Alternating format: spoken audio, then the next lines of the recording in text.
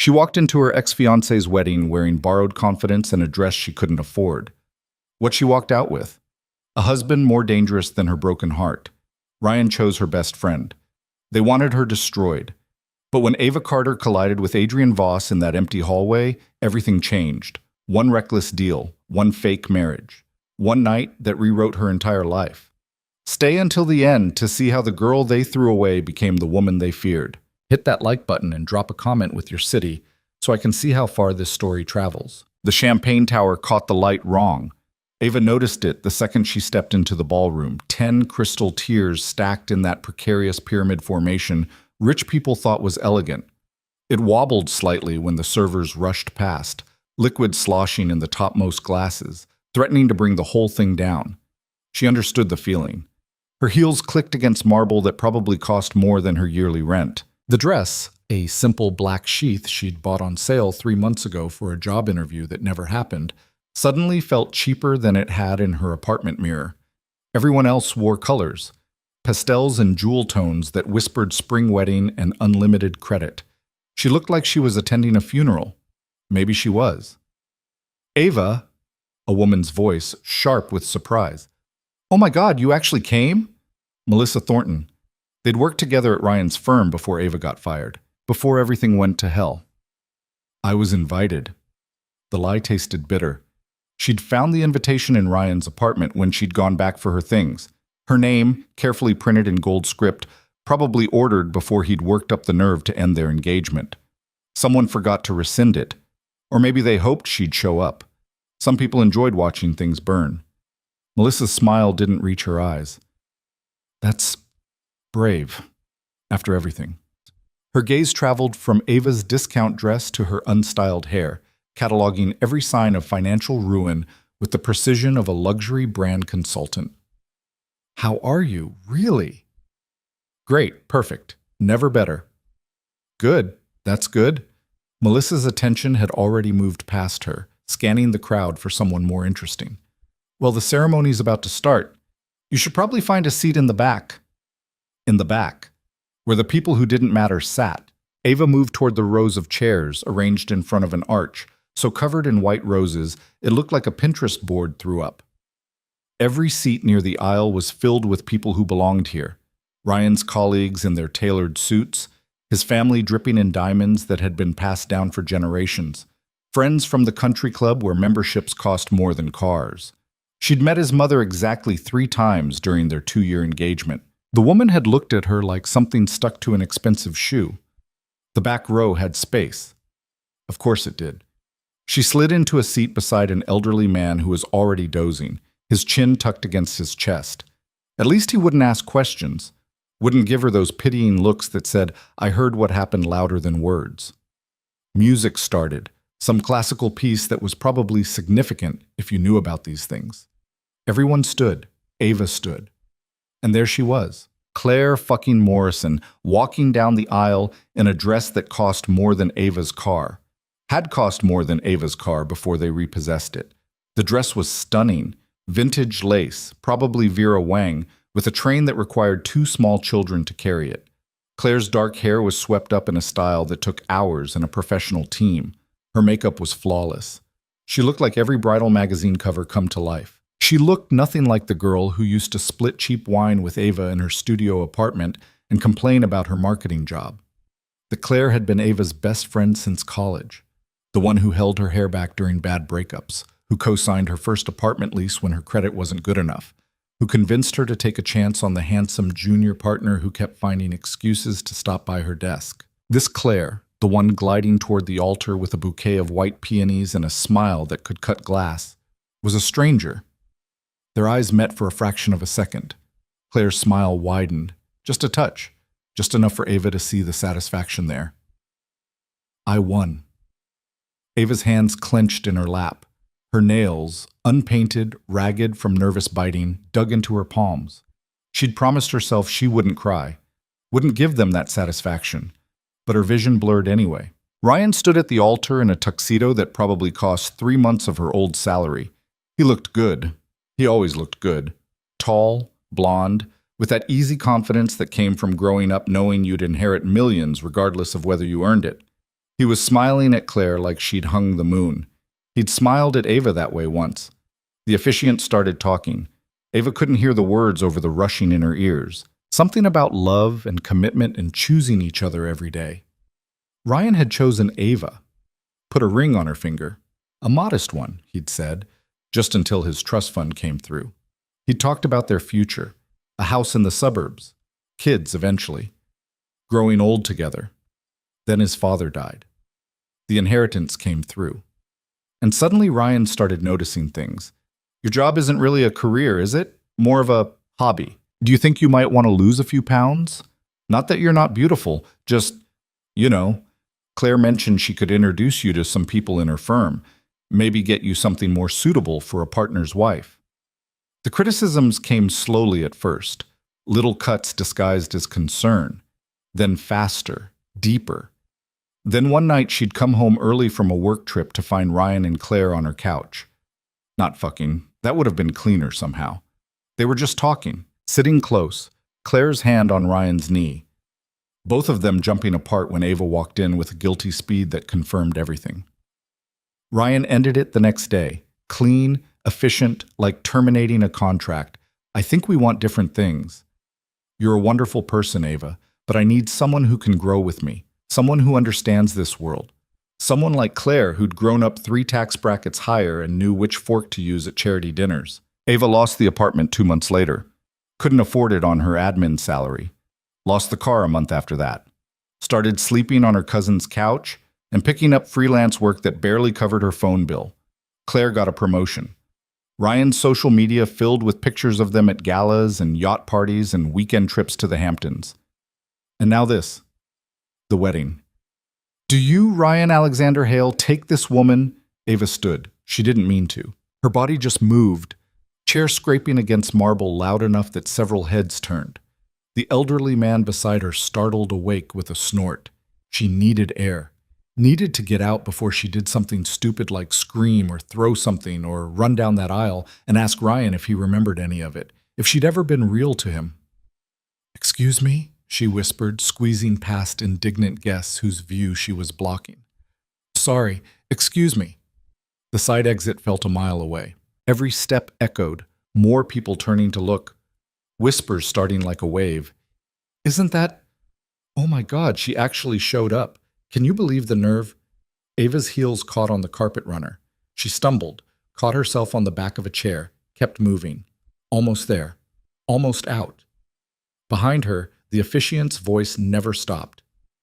"To have and to hold from this day forward." She burst through the double doors into a hallway that was blessedly empty and cold. The air conditioning hit her overheated skin like a slap. She leaned against the wall, pressing her palms flat against expensive wallpaper, trying to remember how to breathe. Stupid. Coming here was so fucking stupid. What had she expected? Some movie moment where Ryan saw her and realized his mistake? Where everyone gasped at her transformation and beauty? She looked like hell. She felt like hell. And they all knew it. "Well," a voice from behind her, low and amused. That was dramatic. Ava spun around. The man stood at the other end of the hallway, half shadowed by the alcove near the coat check. Tall. Taller than Ryan, which immediately annoyed her for noticing.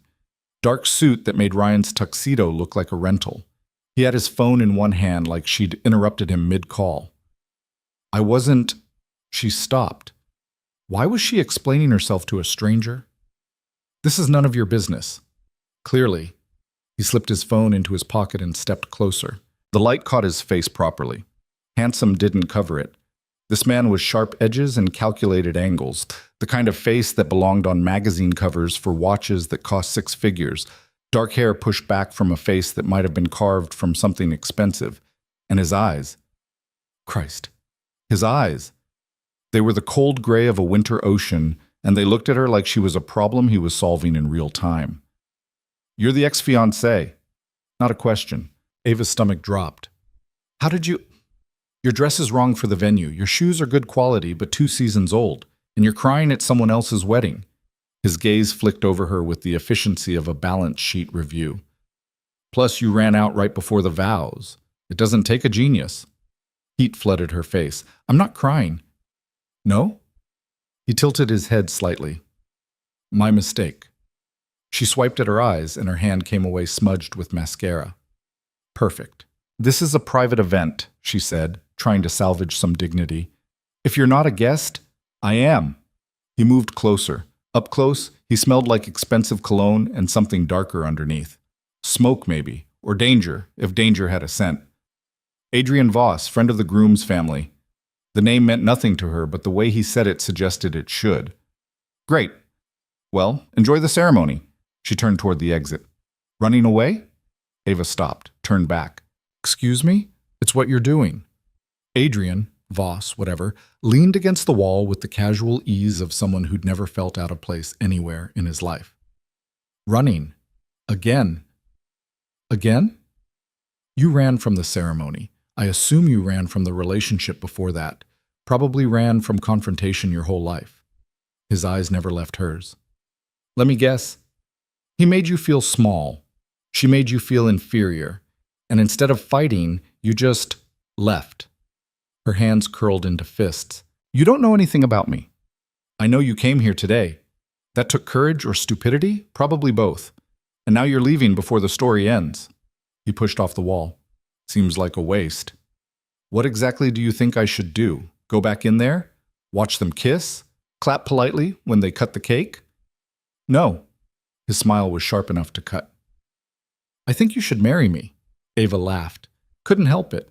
The sound came out slightly unhinged.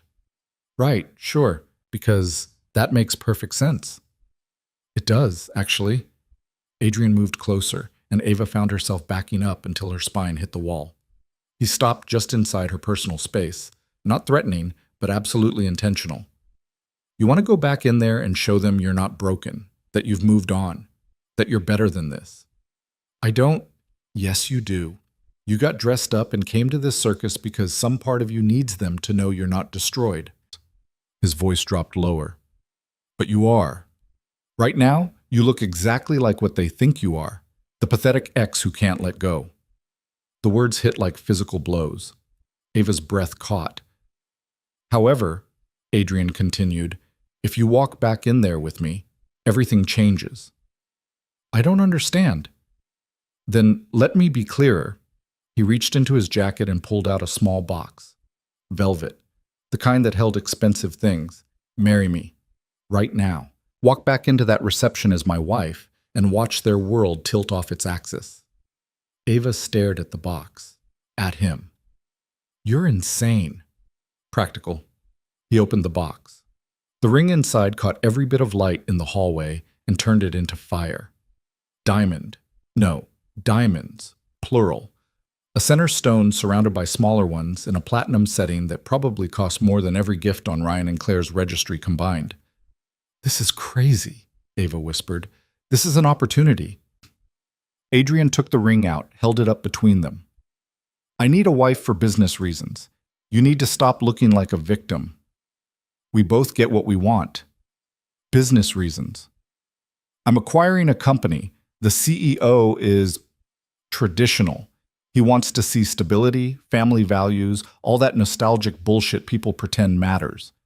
Adrian's expression didn't change. A wedding ring makes negotiations smoother. A wife makes me look settled, trustworthy. So hire an actress.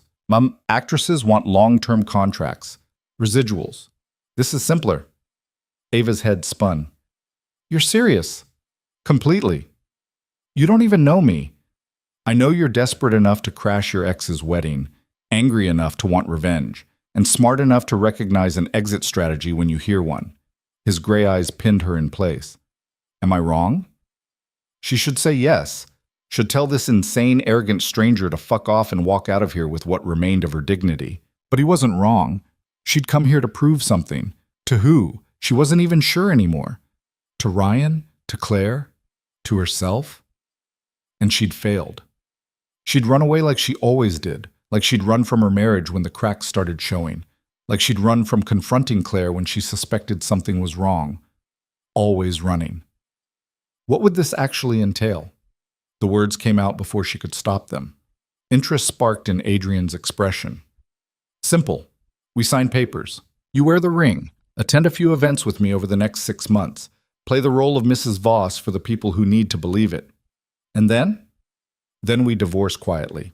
I'll make sure you're compensated for your time. Compensated. A settlement, enough to get back on your feet, get your life back. He paused. Or start a new one.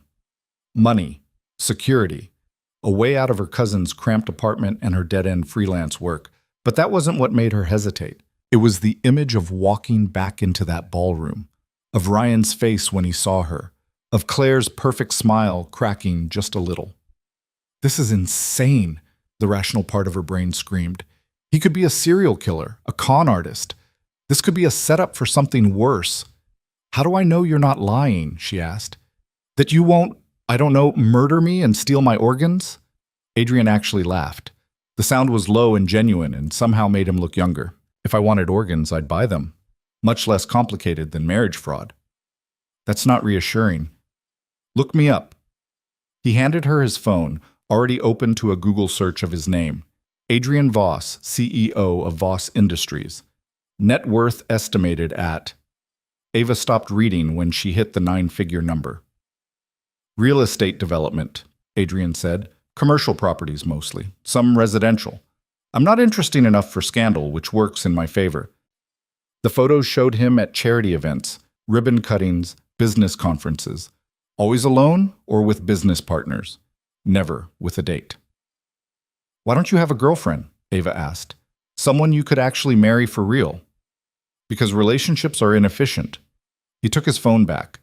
They require time, emotional investment, and inevitably end in disappointment when people realize they want things I can't provide. Like what? Love, affection, the illusion of permanence. He said it like he was listing off grocery items. This way, we both know exactly what we're getting. No surprises. No heartbreak. Ava thought about Ryan, about how she'd believed in forever and got 6 months of gaslighting instead. No heartbreak, she repeated. Just business. From inside the ballroom, music swelled. They'd finished the ceremony. The reception would start soon. In minutes, Ryan and Claire would be walking through those doors, married and perfect, and everything Ava wasn't. She looked at the ring in Adrian's hand, at his cold, certain expression. This was insane. This was reckless. This was possibly the stupidest thing she'd ever considered. If I say yes, she heard herself say, what happens next? Adrian's smile was predatory. Next, we find an officiant, sign some papers, and then we go back in there and ruin their perfect day. Just like that? Just like that. Ava's heart hammered against her ribs. Every rational instinct told her to run. To get out of this building and this situation and away from this dangerous stranger before she did something she couldn't take back. But running had gotten her exactly nowhere. Running had left her broke and alone and sleeping on her cousin's couch. Running had brought her to this wedding to watch the man she'd loved marry her best friend. Maybe it was time to stop running. Okay, she whispered. Adrian's expression didn't change. Okay? Yes, I'll do it. Louder this time, steadier. Let's get married. You're sure? No, but I'm doing it anyway. Adrian studied her for a long moment, and Ava had the uncomfortable feeling he could see straight through her, see every crack, every weakness, every desperate reason she was agreeing to this. Then he nodded once. Smart girl. He pulled out his phone. I know a judge who owes me a favor. He can meet us at my lawyer's office in an hour. An hour? Unless you need time to reconsider. Did she? This was marriage. Fake marriage, but still legally binding. To a complete stranger who looked at her like a business acquisition. But the alternative was walking out of here alone. Going back to her cousin's couch and her failed life. And pretending she was fine when everyone knew she was breaking. No, Ava said. Let's do it now before I come to my senses. Good. Adrian held out his hand. Then let's go. Ava looked at his hand. Looked at the ring box still in his other hand. Looked back toward the ballroom where Ryan and Claire were probably kissing to applause. She took Adrian's hand. His grip was firm and cool and absolutely certain. One condition, Ava said as he led her toward the exit. What? After we're married, we come back here, to the reception. Adrian glanced at her. That's the plan. No, I mean, she stopped walking, forced him to stop too. We come back and we make an entrance. I want everyone to see. I want Ryan to know I'm not some pathetic ex who couldn't move on. Something flickered in Adrian's expression. Approval, maybe. Done. And one more thing. You're pushing your luck. When this is over, when we get divorced, I want help getting back into my industry. A recommendation, connections, whatever it takes. She lifted her chin. I'm not just doing this for revenge. I want my life back. Adrian's smile was sharp as broken glass. Then let's make sure you get it. The lawyer's office was in a building so expensive, Ava felt underdressed in the elevator. 30 floors of polished marble and corporate logos for companies she'd only heard of in business news. Adrian's lawyer was a woman in her 50s named Patricia, who looked completely unsurprised when they walked in and announced they were getting married. Prenup? Patricia asked, already pulling out forms. Standard, Adrian said. She keeps what's hers. I keep what's mine. Settlement upon dissolution of 6 months' salary. My current salary or, Ava started, what you should have been making in your field. Patricia will research comparable positions. Adrian sat in one of the leather chairs like he owned it. Probably did. Fair? It was more than fair. It was generous to the point of suspicion. Why are you doing this? Ava asked. I told you, I need a wife. No, I mean, why me? You could have anyone. Someone from your world who knows how to act at your charity events and wouldn't need a Google search to know who you are. Adrian looked at her, really looked, for the first time since they'd met. Because everyone from my world wants something. Money, status, connections. They'd see this as an opportunity for more. And I don't. You want your dignity back. That's honest. He leaned forward slightly. Plus, you're angry. Angry people are focused. They don't get distracted by feelings. Ava should have been offended. Instead, she almost laughed. You have a really fucked up view of relationships. I have a realistic view. He turned to Patricia. How long for the paperwork? 20 minutes if you want it done right. Do it right. Patricia disappeared into a back office, leaving Ava alone with her soon-to-be husband. The silence stretched. Tell me about Voss Industries, Ava said finally. If she was doing this, she should at least know what she was getting into. Adrian's expression shifted into something more businesslike, safer. We develop commercial properties, office buildings, shopping centers, mixed-use developments. I took over from my father 5 years ago and restructured the entire company. And now you're acquiring something? A smaller firm with properties in emerging markets. The CEO is old-fashioned, thinks a man my age should be settled down. How old are you? 34. 4 years older than her. Young to be running a multi-million-dollar company, but he carried himself like someone who'd been making decisions since birth. What about your family? Ava asked. Won't they be surprised when you show up married? My father's dead. My mother doesn't care as long as I don't embarrass the family name. He said it without emotion, like reporting weather. No siblings. No extended family that matters. That's sad. That's efficient. Adrian pulled out his phone, started typing something. What about yours? Parents in Florida. We talk on holidays. Ava shifted in her seat. One cousin here who's been letting me crash on her couch. That's about it. The cousin will be a problem. What? Why? Because you'll need to move in with me. Immediately. Adrian didn't look up from his phone. Married couples live together. That's the whole point. Ava's stomach flipped. Move in. With you. I have a penthouse downtown, 4 bedrooms. You'll have your own space. We're not... She stopped, felt heat creep up her neck. I mean, this isn't... We're not sleeping together. Adrian finally looked at her, one eyebrow raised. That wasn't part of the arrangement. You'll have your room. I'll have mine. We maintain separate lives under the same roof. Oh, right, of course. Why did she feel disappointed? This was a business arrangement. He'd been clear about that. Unless you want to renegotiate terms. The corner of his mouth twitched. No. No, separate is good. Great, perfect. Then it's settled. Patricia returned with a stack of documents. Prenuptial agreement, marriage license application, and a few other forms for signatures. The next 20 minutes passed in a blur of legal jargon and signature lines. Ava signed her name so many times it stopped looking like her handwriting. Everything was clinical, efficient, nothing like how she'd imagined getting married would be. Not that she'd imagined this scenario specifically. When Ryan proposed, it had been at a restaurant. Public, performative, the kind of proposal designed to look good on social media. She'd said yes because it felt like the next logical step, because everyone expected it. This felt nothing like that. This felt like signing a business contract, which, she supposed, was exactly what it was. Judge Henderson is waiting in conference room B, Patricia said, checking her watch. We should move. The conference room was smaller than Ava expected. Just a table, some chairs, and a man in his 60s wearing a rumpled suit and an expression that suggested he'd rather be anywhere else. Adrian, Judge Henderson said without enthusiasm. Another favor?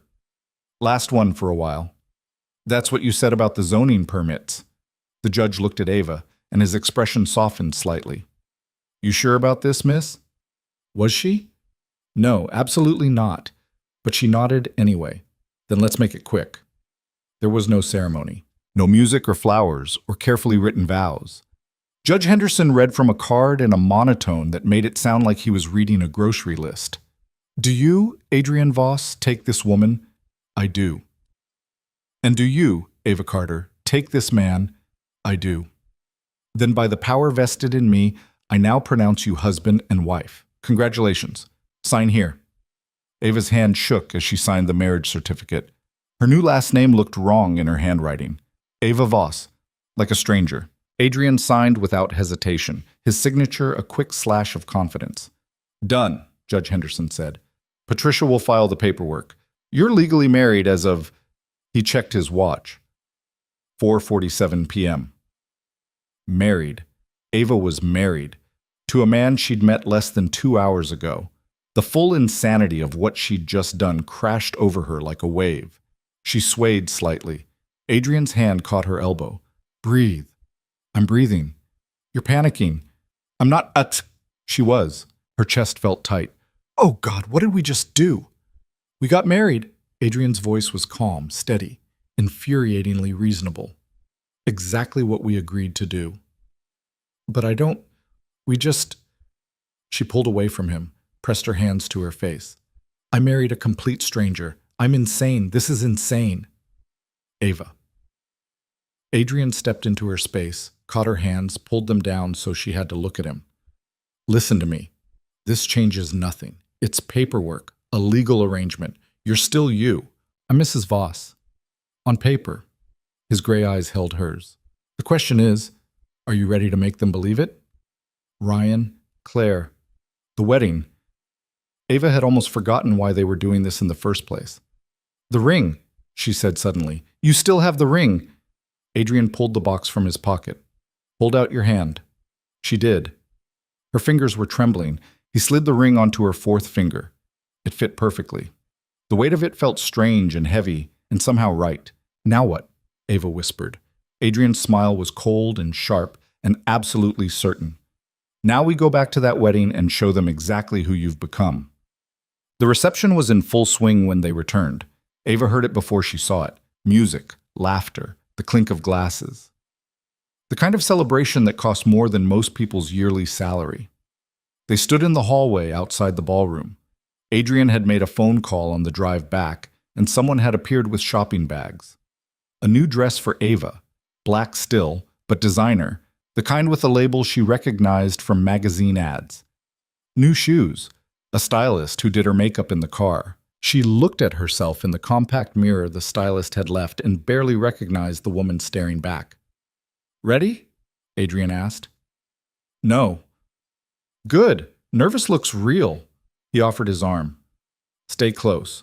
Let me do most of the talking, and remember, you're not here to convince them you're happy. I'm not? No. You're here to make them question everything they thought they knew. His smile was vicious. There's a difference. Ava took his arm. The fabric of his suit was soft under her fingers. Expensive. Everything about him was expensive and controlled and absolutely terrifying. One more thing, Adrian said as they approached the doors. When we walk in there, you're not Ava Carter anymore. You're not the woman they humiliated. Then who am I? His eyes met hers. You're my wife, and nobody fucks with what's mine. The possessiveness in his voice should have bothered her. Instead, it sent a shiver down her spine that had nothing to do with cold. Adrian pushed open the ballroom doors. The noise hit first. Conversation, music, celebration, then the lights, warm and golden, and designed to make everything look romantic. They stepped inside. For a few seconds, nobody noticed. The room was too full, too loud, too focused on the happy couple holding court at the head table. Then someone near the door glanced over, did a double take, whispered to their companion, who turned, stared. The silence spread like ripples in water. Conversation died. Heads turned. Music kept playing, but it suddenly felt too loud, discordant against the shocked quiet. Ava felt every eye in the room land on her. On them. On the ring catching light on her finger. Ava? Ryan's voice, shocked and too loud. He stood from the head table, his face pale. What are you— Sorry we're late, Adrian said smoothly, his voice carrying across the room with the easy confidence of someone used to commanding attention. Traffic was terrible. You know how it is. He didn't let go of Ava's arm. His grip was firm, steady, an anchor in the sudden chaos. Claire stood too, her perfect face frozen in an expression Ava had never seen before. Not quite fear, not quite anger, something close to panic. Who? Claire started. Adrian Voss had— He inclined his head slightly, a gesture that somehow managed to be both polite and dismissive. And my wife, Ava.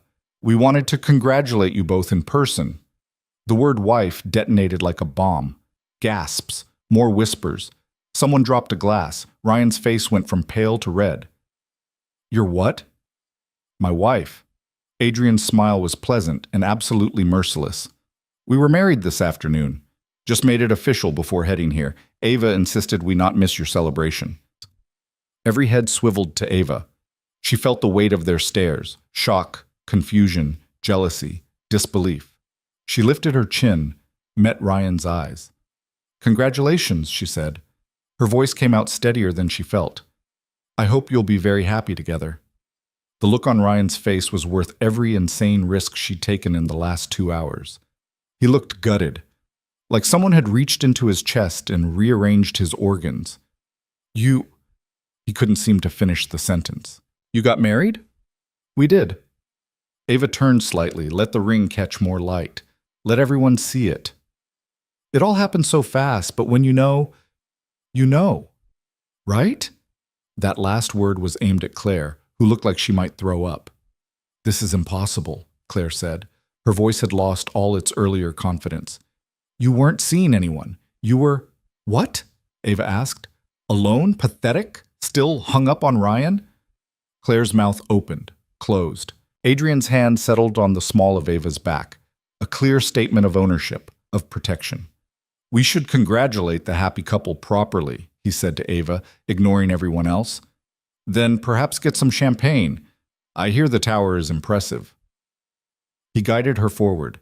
The crowd parted like water. Ryan was still standing, still staring, like he couldn't process what was happening. Up close, Ava could see the muscle jumping in his jaw, the way his hands clenched. He'd never looked at her like this when they were together. Never looked at her like something precious he'd lost. Now he looked at her like she'd stolen something that belonged to him. Ryan.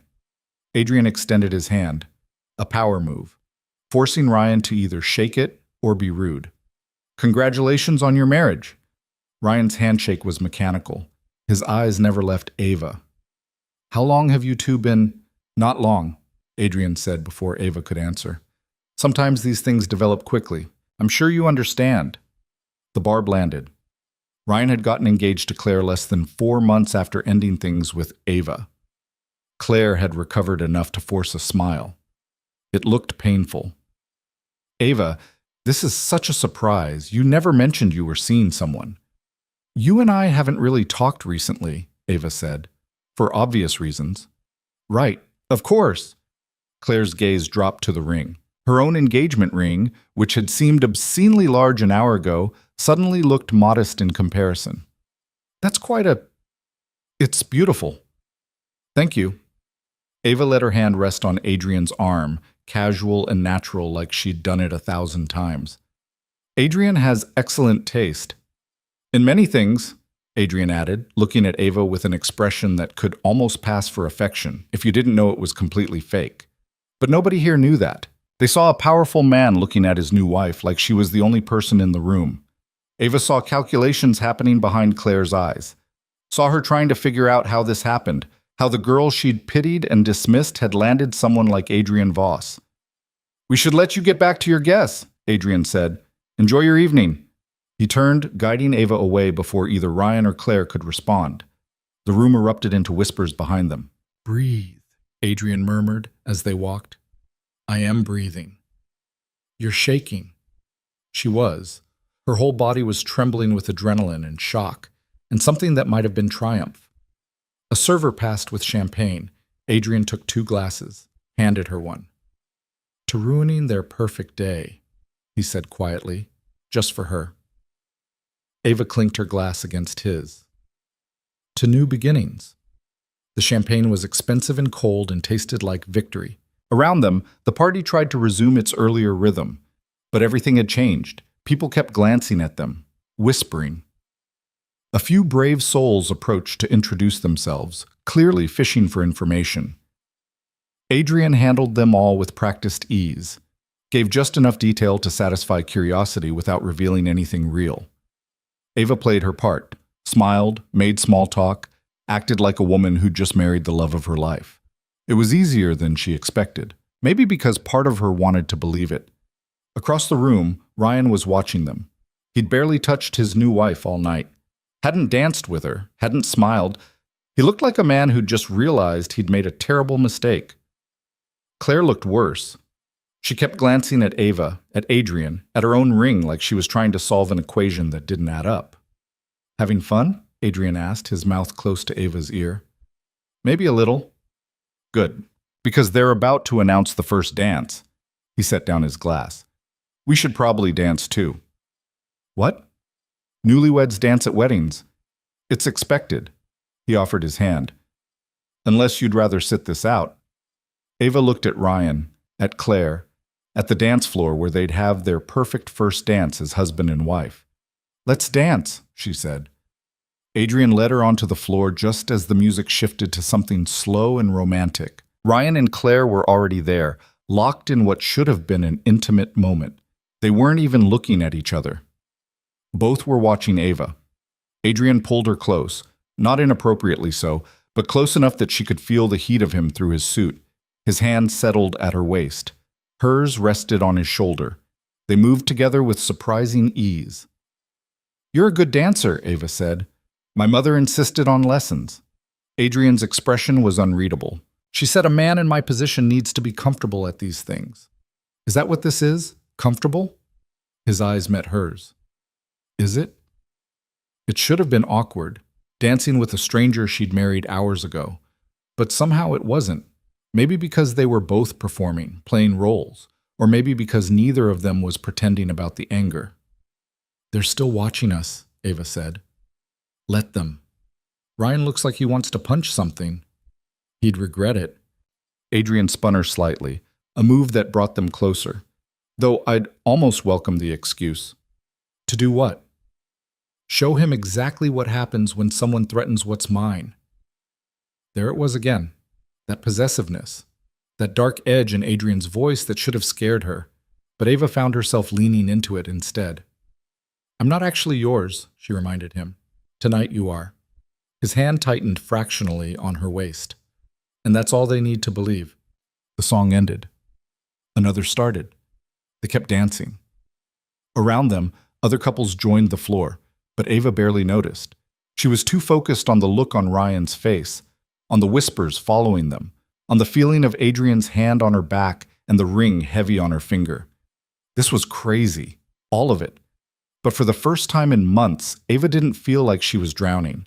She felt like she was finally coming up for air. The penthouse was nothing like Ava expected. She'd imagined something cold and minimalist, all glass and steel and surfaces you couldn't touch without leaving fingerprints. The kind of place that looked good in architectural magazines but felt empty of anything human. Instead, Adrian's home was warm, dark wood floors, deep leather furniture worn soft in places that suggested actual use. Bookshelves crammed with everything from business theory to what looked like science fiction paperbacks. Floor-to-ceiling windows overlooked the city, lights sprawling out like scattered diamonds. "Your room is down that hall," Adrian said, dropping his keys on a table near the entrance. He'd loosened his tie on the drive over, undone the top button of his shirt. It made him look less corporate, more dangerous somehow. "Second door on the right. Your things should already be there." "My things?" Ava turned from the window. "What things?" "I had Patricia arrange for someone to collect your belongings from your cousin's place. Basic wardrobe, toiletries, anything you had stored there." He shrugged out of his jacket. "We can get you new clothes tomorrow, something more appropriate for the events you'll need to attend." The casual way he said it, like he'd just ordered office supplies instead of essentially moving her entire life without asking, made something hot flare in Ava's chest. "You had someone go through my stuff?" "I had someone pack your stuff. There's a difference." "You didn't think to ask me first?" Adrian looked at her like she was being deliberately obtuse. "You agreed to move in. Your cousin's apartment is 40 minutes from here in traffic. This was efficient." "Efficient?" Ava laughed, the sound sharp. "Right, because why would you ask your wife if she wants strangers handling her personal belongings? We're not—" He stopped, started again. "This isn't a real marriage, Ava. It's a business arrangement. The sooner you remember that, the easier this will be." The words stung more than they should have. She'd known what this was. Known from the moment he proposed in that hallway that this had nothing to do with romance or partnership or any of the things marriage was supposed to mean. But hearing him say it so bluntly, in the space where she was supposed to live for the next 6 months, made it feel more real, more isolating. "Fine." She turned back to the window so he wouldn't see her face. "Show me where to sleep and I'll stay out of your way." Silence stretched between them. Then footsteps. Adrian stopped beside her, close enough that she could feel the heat radiating off him. "I'm not trying to be cruel," he said. His voice had lost some of its edge. "But we need to establish boundaries. Rules. This only works if we're both clear about what this is and isn't." "I'm clear." Ava kept her eyes on the city. "You needed a wife for business reasons. I needed an escape.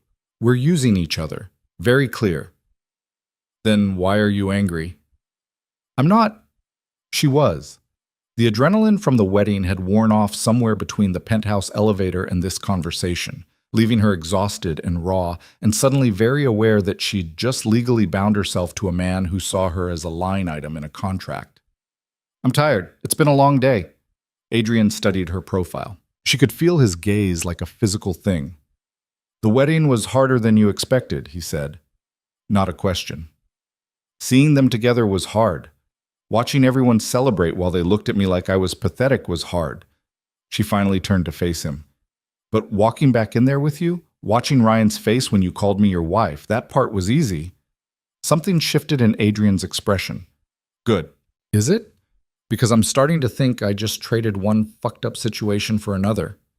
At least this one comes with money and a decent bed." The bluntness of it surprised a laugh out of her. "Jesus, do you hear yourself? I'm practical. You'll learn to appreciate it." "Will I?" "Most people do, eventually." Adrian moved away, heading toward what looked like a kitchen area. "Are you hungry? I can order something." Ava realized she hadn't eaten since breakfast. Her stomach was a tight knot of nerves and champagne. "I should probably eat." "Italian? Thai? There's a steakhouse that delivers." "Anything is fine." He pulled out his phone, started scrolling. "Make a choice, Ava. This is your home now. You're allowed to have preferences." Home. The word sat wrong in her mouth. "Thai," she said. "Something with noodles." Adrian ordered without asking what specifically she wanted, just told whoever was on the other end to send their best dishes. Then he poured 2 glasses of scotch from a decanter on the bar, handed her one. "I don't really drink scotch," Ava said. "Learn. It's useful at the kind of events we'll be attending." She took a sip and tried not to cough. It burned going down, tasted like smoke and money. Adrian's mouth twitched. "You'll get used to it." Like I'll get used to you making decisions for me? I'm not making decisions for you. I'm making your life easier. He settled onto the couch, stretched his legs out. For the first time since she'd met him, he looked almost relaxed.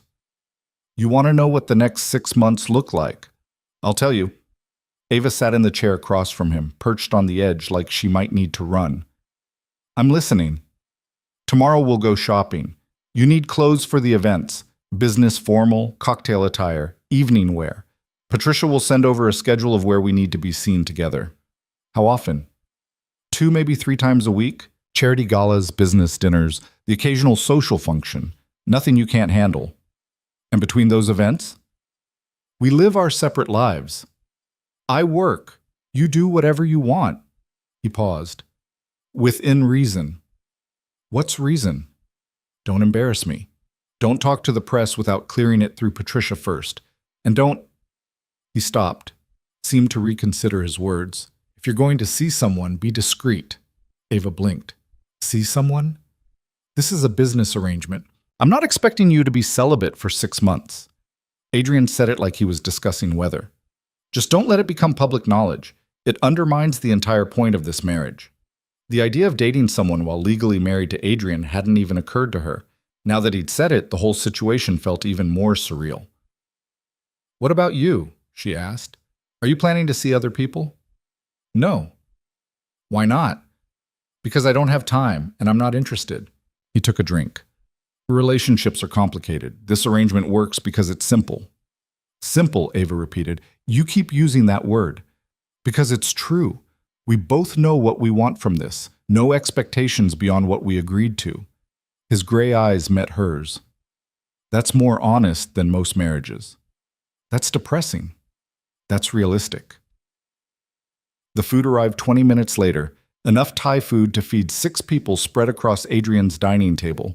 Ava ate mechanically, barely tasting any of it. Her brain couldn't stop replaying the look on Ryan's face when Adrian had introduced her as his wife. Stop, Adrian said. Ava looked up. What? Whatever you're thinking about. Stop. It's over. Easy for you to say. You didn't just watch your ex marry your best friend. No, I watched you take back your power. Adrian set down his fork. Do you know what Ryan saw tonight? A mistake he dodged? He saw everything he threw away. You walked into that reception looking like you belonged there, like you'd always belonged in spaces like that. With someone like me. Adrian leaned back in his chair. He saw what he could have had if he hadn't been so fucking stupid. Ava's throat felt tight. I wasn't anything special, not compared to Claire. Claire is every other woman at that wedding, predictable, replaceable. His voice was matter-of-fact, brutal in its honesty. You walked away from a sure thing for the unknown. That takes guts most people don't have. Or stupidity. Sometimes they're the same thing. Ava pushed food around her plate. Why do you care? About whether I feel better, I mean. This is just business to you. Adrian was quiet for a long moment. Because you're more useful to me confident than broken. A wife who looks defeated doesn't help my image. Right. Of course. Everything came back to business with him. I should get some sleep, Ava said, standing. Tomorrow sounds like it's going to be exhausting. It will be. Adrian didn't move. Your room has everything you need. If it doesn't, tell me and I'll have it arranged. Just like that. Just like that. Ava left him sitting at the table, walked down the hall to the second door on the right. Her hand hesitated on the doorknob. Inside, her room was bigger than her cousin's entire apartment. King bed with what looked like actual Egyptian cotton sheets. A dresser with her clothes. All of them. Even the threadbare t-shirt she slept in, folded neatly inside. Her toiletries arranged in the attached bathroom like she'd lived here for years. Someone had even brought her books. The paperback romance novels she kept hidden because they felt too frivolous. The self-help book about recovering from betrayal she'd bought and never opened. All of it stacked on the nightstand like they mattered. Ava sat on the edge of the bed and finally let herself feel the full weight of what she'd done. She'd married a stranger, moved into his home, agreed to lie to everyone for 6 months about loving someone she barely knew. Her phone buzzed, text messages flooding in. Her cousin, confused about why strangers had shown up to pack Ava's things, a college friend who'd seen pictures from the wedding on social media and wanted to know what the hell was going on. Even a number she didn't recognize, which turned out to be Claire. "We need to talk. This isn't like you." Ava deleted it without responding. Another text came through. Adrian's number. He must have programmed it into her phone while she wasn't looking. "Breakfast is at 8. Don't be late." She texted back, "What if I sleep in?" His response was immediate. "Then you'll miss the car to the boutiques and have nothing to wear to the museum benefit Thursday night." Is that a threat? It's a schedule. Ava found herself almost smiling. Adrian's bluntness was weirdly refreshing after months of people tiptoeing around her feelings or pretending to care when they were really just fishing for gossip. She changed into one of her old t-shirts, washed her face, stared at herself in the bathroom mirror. The ring felt heavy on her finger. Foreign. Mrs. Voss. The name still didn't feel real, but the alternative, going back to her cousin's couch, back to freelance work that barely paid rent, back to being the girl everyone pitied, that felt worse. Ava climbed into bed. The sheets were soft enough to drown in. Through the walls, she could hear the faint sound of Adrian moving around. A door closing, water running, normal sounds, domestic sounds. She fell asleep trying not to think about how quickly this could all fall apart. The alarm on her phone went off at 7:30. Ava dragged herself out of bed, showered, then stood in front of her closet trying to figure out what one wore to go shopping with a fake husband worth millions. Everything she owned looked wrong.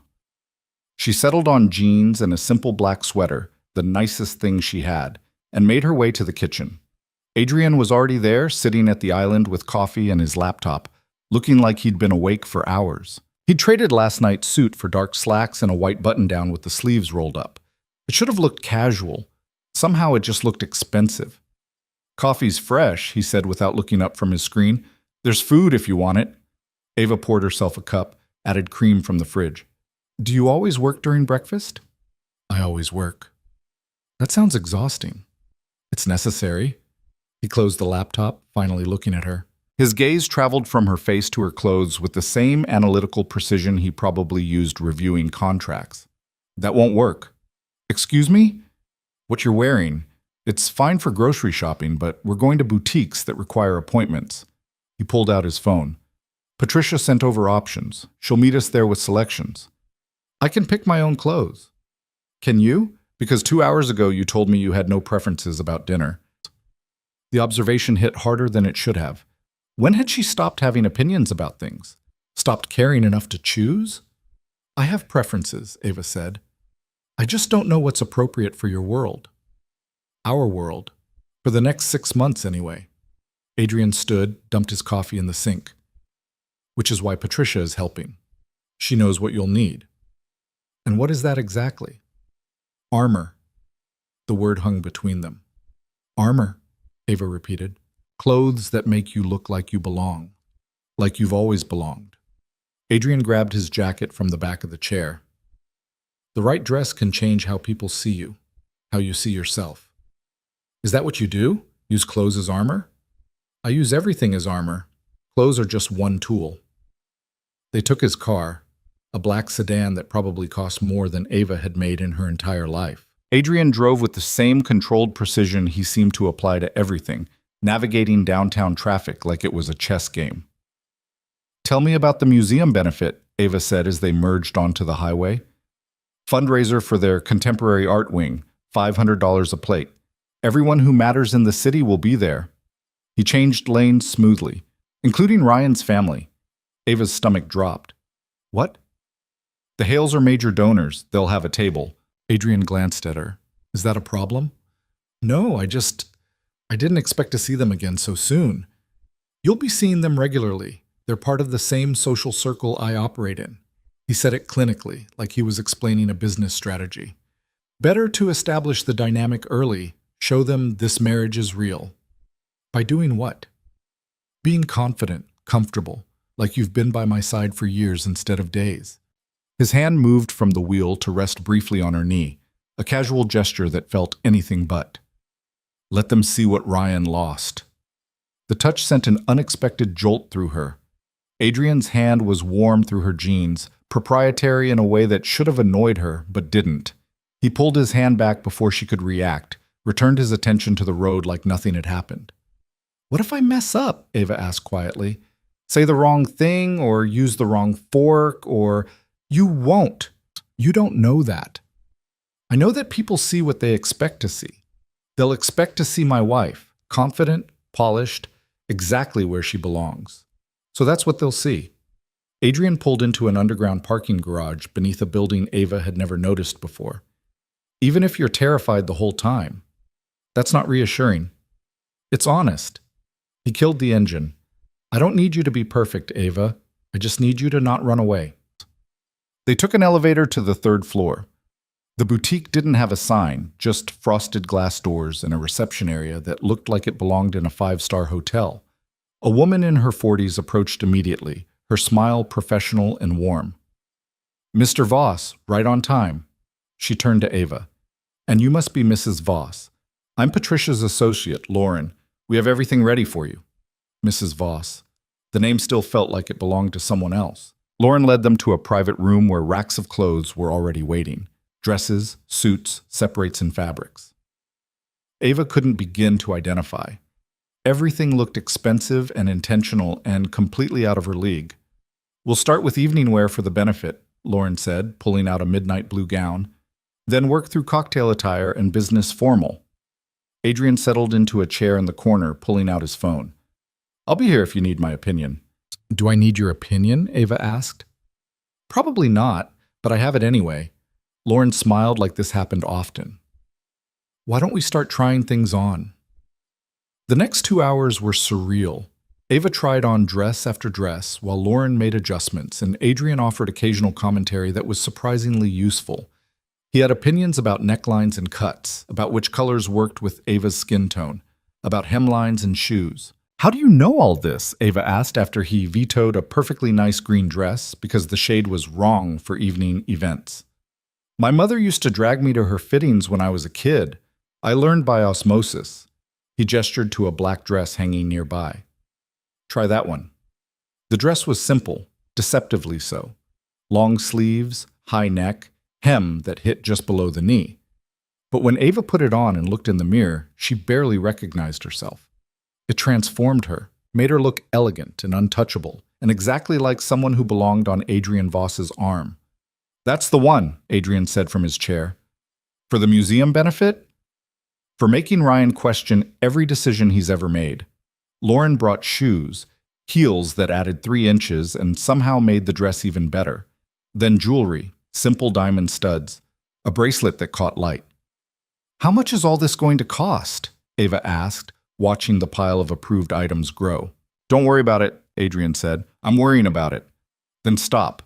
This is an investment in the arrangement. You need to look the part. The part of your wife. The part of someone who belongs in my life. There's a difference. But Ava wasn't sure there was. Every dress, every pair of shoes, every carefully selected piece of jewelry was designed to turn her into someone else.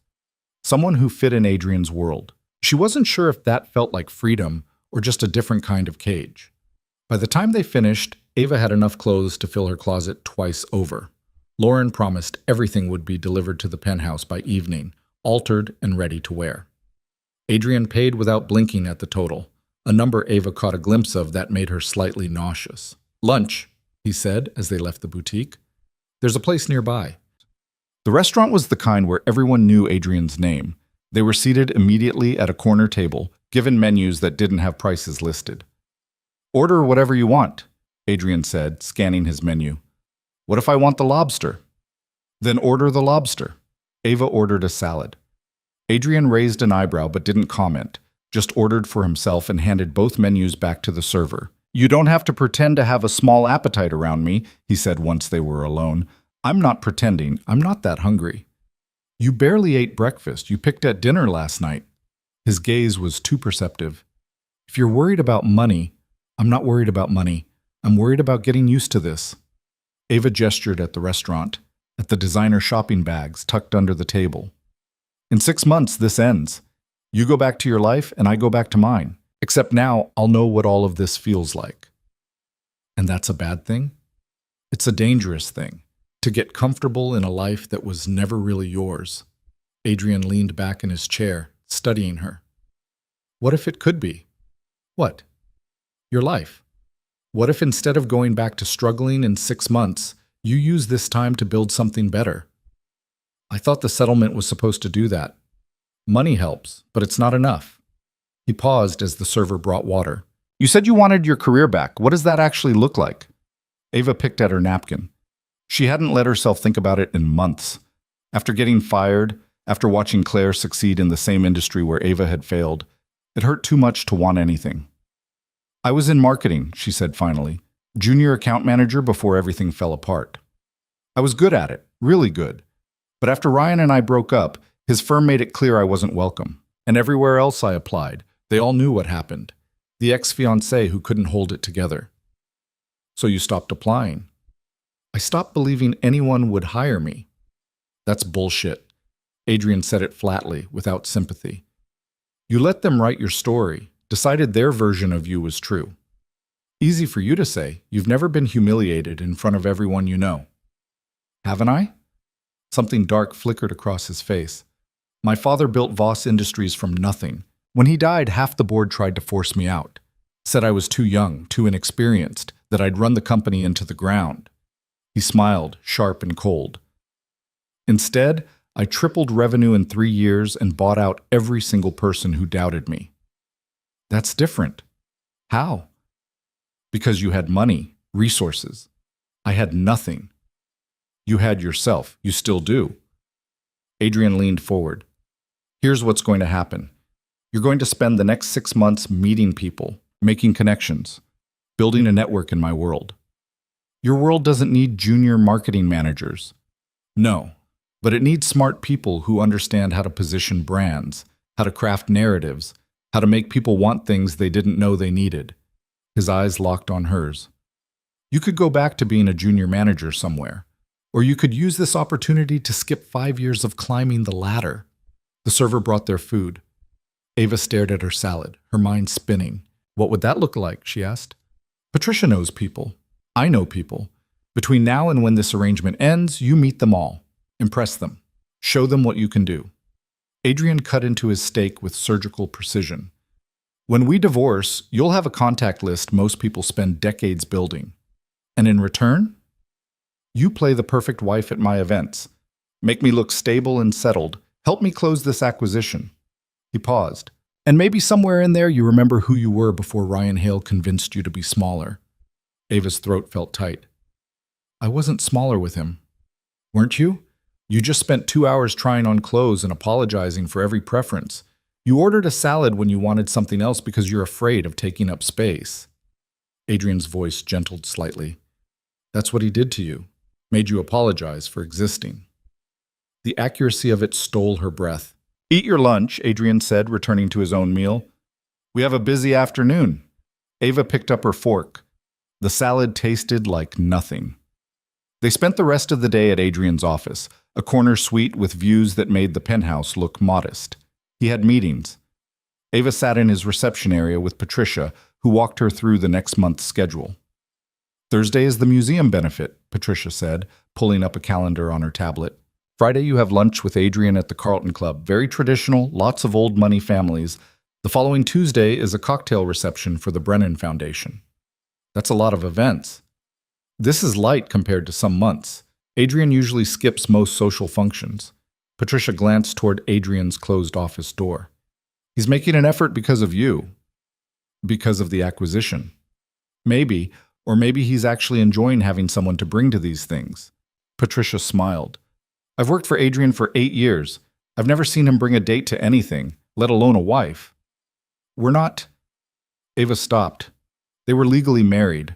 That part was real, even if everything else was performance. It's complicated. Most marriages are. Adrian's office door opened.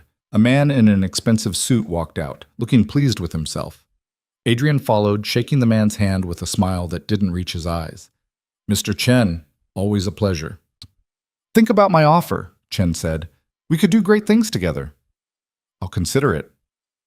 Once Chen was gone, Adrian's smile dropped like a mask removed. He looked exhausted. Long meeting? Patricia asked. Pointless meeting. He's trying to lowball the Henderson property again. Adrian rubbed his temples. Where are we on the museum benefit? All confirmed. Your table is with the Morgans and the Hales. Ava's stomach clenched at Ryan's last name. Adrian noticed. Perfect. That works. Should I adjust the seating? Patricia asked carefully. No, leave it. Adrian looked at Ava. Ready to go home? Home. The word still felt strange applied to his penthouse. They drove back in silence. Adrian seemed lost in thought, his jaw tight with tension that had nothing to do with her. Bad day? Ava asked finally. Normal day. Chen's been trying to undercut me on a property for months. He won't succeed, but he's annoying about it. Is that part of your world? Everyone trying to screw everyone else? Everyone trying to maximize their position. Sometimes that means cooperation. Sometimes it means competition. Adrian navigated through early evening traffic. The trick is knowing which is which. Sounds exhausting. It is, but it's also what I'm good at. They pulled into the garage. Took the elevator up. The shopping bags from earlier were already in Ava's room, everything hung and organized like magic. Adrian disappeared into his office. Ava found herself alone in the penthouse, surrounded by luxury that still felt borrowed. Her phone buzzed. Another text from Claire. Please talk to me. I don't understand what's happening. This isn't you.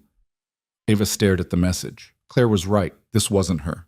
The old Ava would never have married a stranger for revenge. Would never have walked back into that wedding wearing expensive clothes and a ring that cost more than a car. But the old Ava had gotten her nowhere. She typed back, You're right. This isn't me. This is who I'm becoming. Get used to it. Then she blocked Claire's number. Dinner was quiet. Adrian ordered in again. Seemed like he never actually cooked. They ate at the island, him checking his phone constantly, her trying not to feel like an intruder in a space where she was supposedly allowed to be. The benefit Thursday, Adrian said, setting down his phone. We should go over what to expect. You mean who to expect? Like Ryan's parents. Them. Also business associates, potential investors, society types who have nothing better to do than gossip. He pushed his food around. The key is to look comfortable, like you've attended 100 of these, even though I haven't, especially because you haven't. Confidence sells the lie. Is that what this is? A lie? Adrian looked at her directly. What else would it be? Something in Ava's chest tightened. Right. Of course. We're partners in this arrangement. I protect your interests, you protect mine. His voice was matter-of-fact. That's more reliable than whatever fairy tale you believed with Ryan. The words stung because they were true. She had believed in fairy tales with Ryan, had thought love was enough to bridge their different backgrounds, his family's disapproval, the growing distance between them. Love hadn't been enough. It had been nothing. I'm going to bed, Ava said, standing. Early night before the big performance. Ava, she didn't stop, didn't want to hear whatever else Adrian was going to say about arrangements and reliability and keeping emotions out of contracts.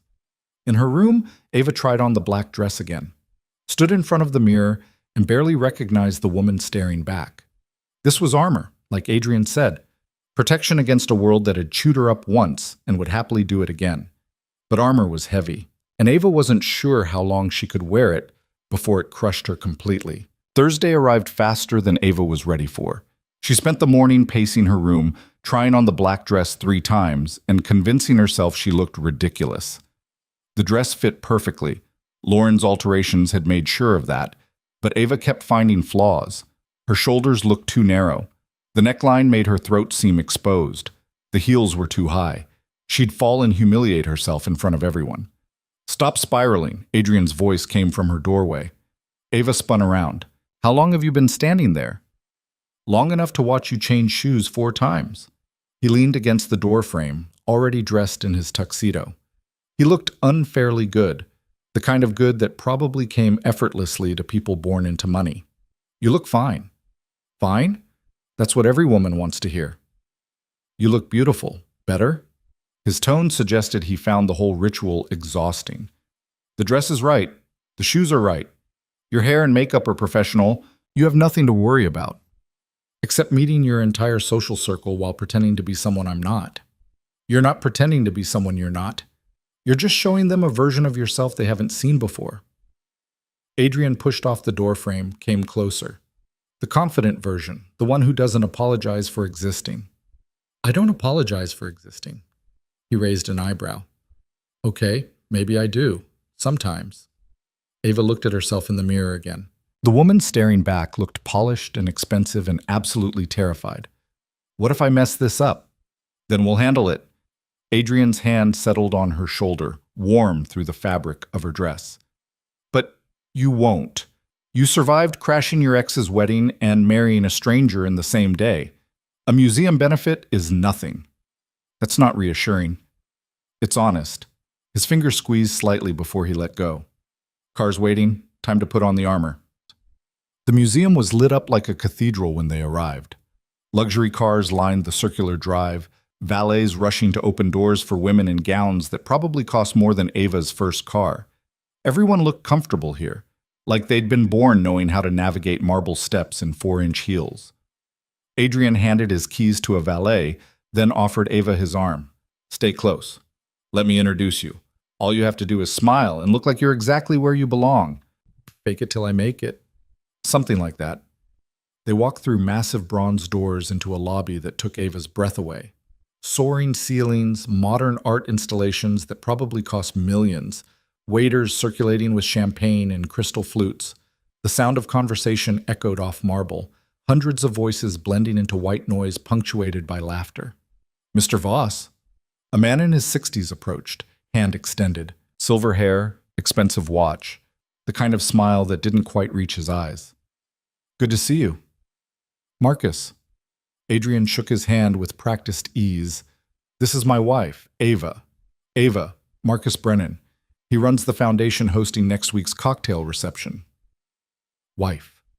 The word still sent a jolt through her every time Adrian said it. Charmed.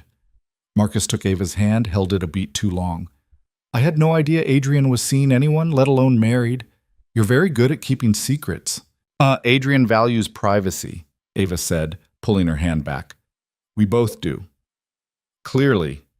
Marcus's gaze traveled over her with the calculating precision of someone pricing furniture.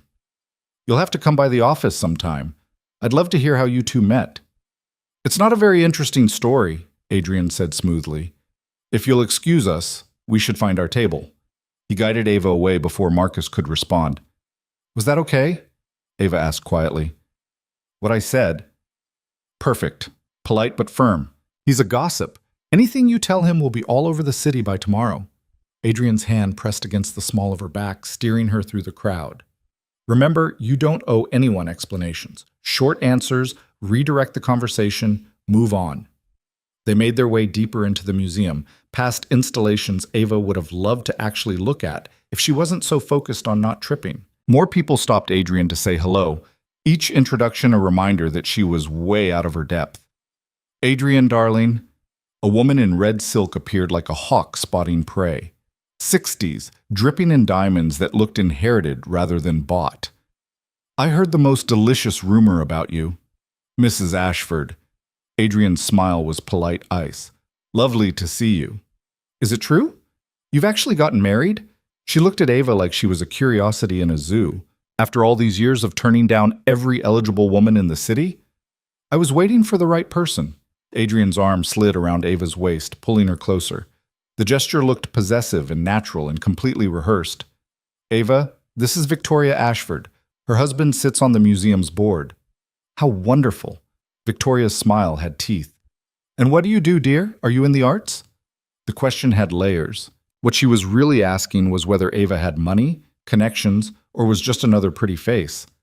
Marketing, Ava said, lifting her chin. Brand positioning and strategic narratives. How modern. Victoria's tone suggested modern was a synonym for unimpressive. And your family? Small, private, not particularly interesting. Adrian's hand tightened on her waist. Approval or warning, Ava couldn't tell. Well, Victoria clearly wanted more details and wasn't getting them. I'm sure we'll be seeing more of you at these functions. Adrian's always been such a fixture. Looking forward to it, Ava lied. Victoria drifted away in a cloud of expensive perfume and judgment. You handled that well, Adrian murmured once they were alone. She hated me. She hates everyone under 60 who still has their own teeth. Don't take it personally. He guided her toward a seating chart displayed on an easel. Let's find our table before someone else corners us. The seating chart showed their names at table 7. Ava scanned the other names listed and her stomach dropped. Ryan Hale, Claire Morrison Hale, Robert and Margaret Hale. You did this on purpose, Ava said. I told you we'd be seeing them. Adrian's voice held zero apology. Better to establish the dynamic now.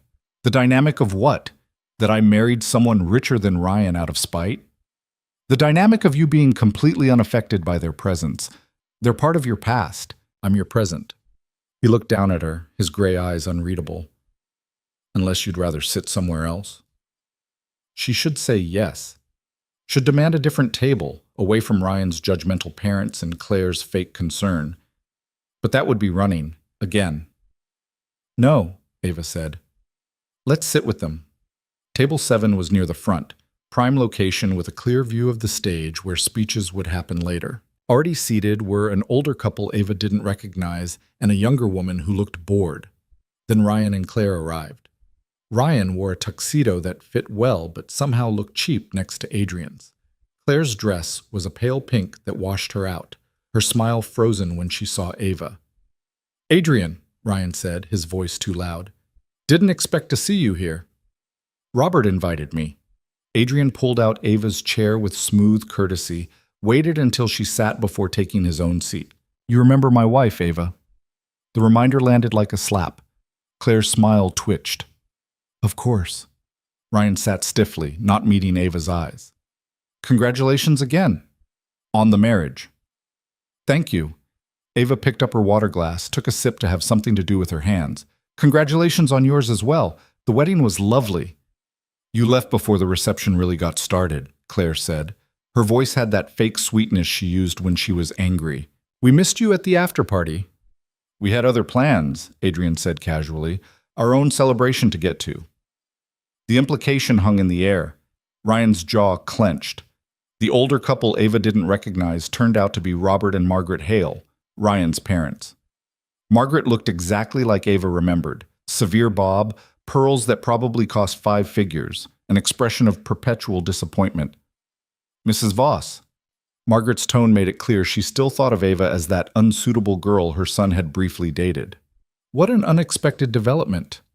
Life is full of surprises, Ava said. Clearly. Margaret's gaze flicked to Adrian. I wasn't aware you two knew each other. We didn't. Until recently. Adrian's hand found Ava's under the table, his fingers lacing through hers. The touch was warm and grounding and entirely for show. Sometimes these things happen quickly when they're right. Oh, Robert Hale, a man who'd made his fortune in finance and looked like he'd never smiled in his life, grunted. Quick marriages rarely last. I suppose we'll see, Adrian said mildly, though Ava and I have a different perspective on commitment than most people. Which is? Margaret's voice was sharp. That it's a choice you make every day, not a feeling you wait to fade. Adrian squeezed Ava's hand. Right, darling? Darling. The endearment sounded natural coming from him, like he'd said it 1,000 times. Right, Ava managed. The bored young woman turned out to be Claire's sister, Ashley, who looked at everyone with equal disinterest until the waiters brought wine. Then she perked up. Dinner was excruciating. Course after course of food Ava barely tasted while Ryan's parents asked pointed questions about Adrian's business, Ava's background, how they'd met. Adrian deflected everything with practiced ease, giving just enough information to seem forthcoming without revealing anything real. So you work in marketing, Margaret said during the fish course. For which firm? I'm freelance at the moment, Ava said, building my client base. How nice. Margaret's tone suggested it was anything but. Ryan mentioned you were having trouble finding stable employment after you two separated. The dig was surgical. Ava felt Adrian's hand tighten on hers. I chose to go freelance, Ava said, keeping her voice level. More flexibility. And it's given me time to focus on other opportunities. Such as? Such as supporting my husband's work, networking, exploring options that match my skill set. She smiled at Margaret with all her teeth. I'm sure you understand, sometimes the right opportunity is worth waiting for. Adrian's thumb stroked across her knuckles. approval. Claire had barely touched her food. She kept glancing between Ava and Adrian like she was trying to solve a puzzle with missing pieces. "I still can't believe you got married so quickly," Claire said. "I mean, we've known each other for years, Ava. You never even mentioned you were dating anyone." "We weren't talking," Ava reminded her, "for obvious reasons." "Still, this is so unlike you. Getting married to someone you barely know. How do you know how well they know each other?" Adrian's voice was pleasant, but edged with something dangerous. "From what Ava's told me, you two haven't been close in quite some time." Claire flushed. "I just meant that you're surprised Ava could move on?" Adrian leaned back in his chair, his posture relaxed but his eyes cold. "That she could find someone who actually values her instead of settling for mediocre?" Ryan's face went red. "Watch it." "Or what?" Adrian's smile was sharp. "You'll what, exactly?" "Gentlemen," Robert Hale's voice cut through the tension. "This is hardly the place." "You're right, my apologies." Adrian's hand moved from under the table to rest on Ava's shoulder, a clear claiming gesture. "I get protective. Occupational hazard." The rest of dinner passed in strained silence, broken only by Ashley asking for more wine and Margaret making passive-aggressive comments about proper etiquette. When the speeches started, Ava could finally breathe. The museum director droned on about contemporary art and community support while waiters cleared plates. Ava caught Claire watching her 3 separate times, each look more confused than the last. Good. Let her be confused. Let them all wonder how Ava Carter, the girl they'd written off as broken and pathetic, had landed a man like Adrian Voss. During dessert, Ryan leaned across the table. His voice was low, meant only for Ava. "Can we talk, privately?" "No," Adrian answered before Ava could. "I wasn't asking you," Ryan said. "You're asking my wife. The answer is no." Adrian's voice was calm, but absolute. "Anything you need to say can be said here." Ryan's mouth opened, closed. He looked at Ava. "Please." Part of her wanted to hear what he'd say. Wanted to know if he regretted anything, if seeing her with Adrian had made him realize what he'd thrown away. But a bigger part of her didn't care anymore. "Adrian's right," Ava said. "We don't have anything to talk about." "Ava, you made your choice. I made mine." She met his eyes directly for the first time all night. "We're done, Ryan. We were done the moment you decided I wasn't good enough for your world." "That's not... I never said... You didn't have to." Ava stood, and Adrian immediately stood with her. "Enjoy your dessert. Enjoy your marriage. Enjoy everything you wanted." She walked away from the table, head high, Adrian's hand steady on her lower back. They made it to the lobby before her knees started shaking. "Keep walking," Adrian murmured. "Almost there." He guided her through the crowd, past curious stares and whispered questions, out into the cool night air. The valet brought the car, and Adrian held the door while Ava climbed in, her hands trembling so badly she could barely manage her seatbelt. Adrian drove in silence for 5 blocks before pulling over. "What are you doing?" Ava asked. "Giving you a minute." He turned to face her. "You did well back there." "I almost lost it." "But you didn't. You stood your ground, you didn't apologize, and you walked away on your terms." His voice was matter-of-fact. "That's winning. Doesn't feel like winning." "It will. Tomorrow, when half the city is talking about how poised you were, how obviously devoted I am, how the Hales looked rattled." Adrian reached over, tilted her chin up so she had to look at him. "You showed them exactly what they lost. That was the point." His touch was gentle but firm, his gray eyes searching hers for something Ava couldn't name. "Why do you care?" she asked. "Really, not the business reason. Why do you actually care if I feel better about this?"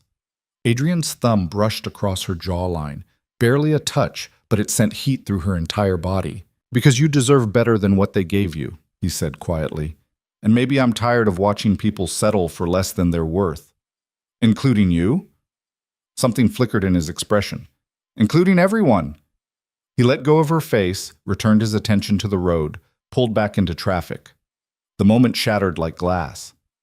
They drove the rest of the way home in silence. Ava's mind kept replaying the look on Ryan's face, Claire's confusion, Margaret Hale's barely concealed disdain. But most of all, she kept thinking about Adrian's hand on hers under the table. The way he defended her without hesitation, the thumb stroking her knuckles in silent support. It was all fake. Performance. But it had felt real. That was the dangerous part. Back at the penthouse, Ava kicked off her heels the second they were through the door. Her feet ached and her face hurt from holding a polite smile for 3 hours. "Drink?" Adrian asked, heading to the bar. "Something strong." He poured them both scotch, the good kind from a crystal decanter, and handed her a glass. They stood by the windows, looking out at the city lights. "Thank you," Ava said, "for tonight, for defending me." "That's part of the arrangement." "Still, you didn't have to be so convincing about it." Adrian took a drink. "If we're going to sell this, it has to be convincing. Half measures don't work." "Is that what this is? A performance?" "What else would it be?" Ava wanted to say something, point out that his hand on hers had felt like more than performance, that the way he'd looked at her when he called her darling had made her stomach flip, that somewhere between the museum and the car, she'd started forgetting this wasn't real. But saying any of that would be stupid, would make her vulnerable in a way she'd promised herself she wouldn't be again. "Nothing," she said, "just making sure we're still on the same page." "We are." Adrian finished his drink, set the glass down. "I have early meetings tomorrow. You should sleep in, recover from tonight." "What about the schedule? Patricia said something about lunch at the Carlton Club." "I'll reschedule. You've earned a day off." He headed toward his room, stopped at the doorway. "You really did well tonight, Ava. I meant that." Then he was gone, leaving her alone with her scotch and the uncomfortable realization that she was starting to crave his approval more than she should. The next morning, Ava woke to sunlight streaming through her windows and the smell of coffee. She dragged herself out of bed, pulled on yesterday's t-shirt, and padded to the kitchen. Adrian sat at the island with his laptop and phone, looking like he'd been awake for hours. He'd traded the tuxedo for slacks and a white shirt, sleeves rolled up. "Morning," he said without looking up. "I thought you had meetings." "Pushed them to 10, wanted to make sure you were okay after last night." The consideration caught her off guard. "I'm fine." "You're lying." He finally looked at her. "But that's allowed." Ava poured coffee, added cream. "Did you reschedule lunch?" "Moved it to next week. Today you have nothing scheduled." "What about you?" "I have a conference call at 11, site visit at 2, dinner meeting at 7. He returned his attention to his screen, "None of which require you." "So I just, what, sit here?" "Do whatever you want. Go out, explore the city, sleep all day. You're not a prisoner." But it felt like she was in a weird way, trapped in this beautiful penthouse, playing a role she wasn't sure she believed in anymore. Her phone buzzed. Text from an unknown number. "We need to talk. This is ridiculous." "Ryan."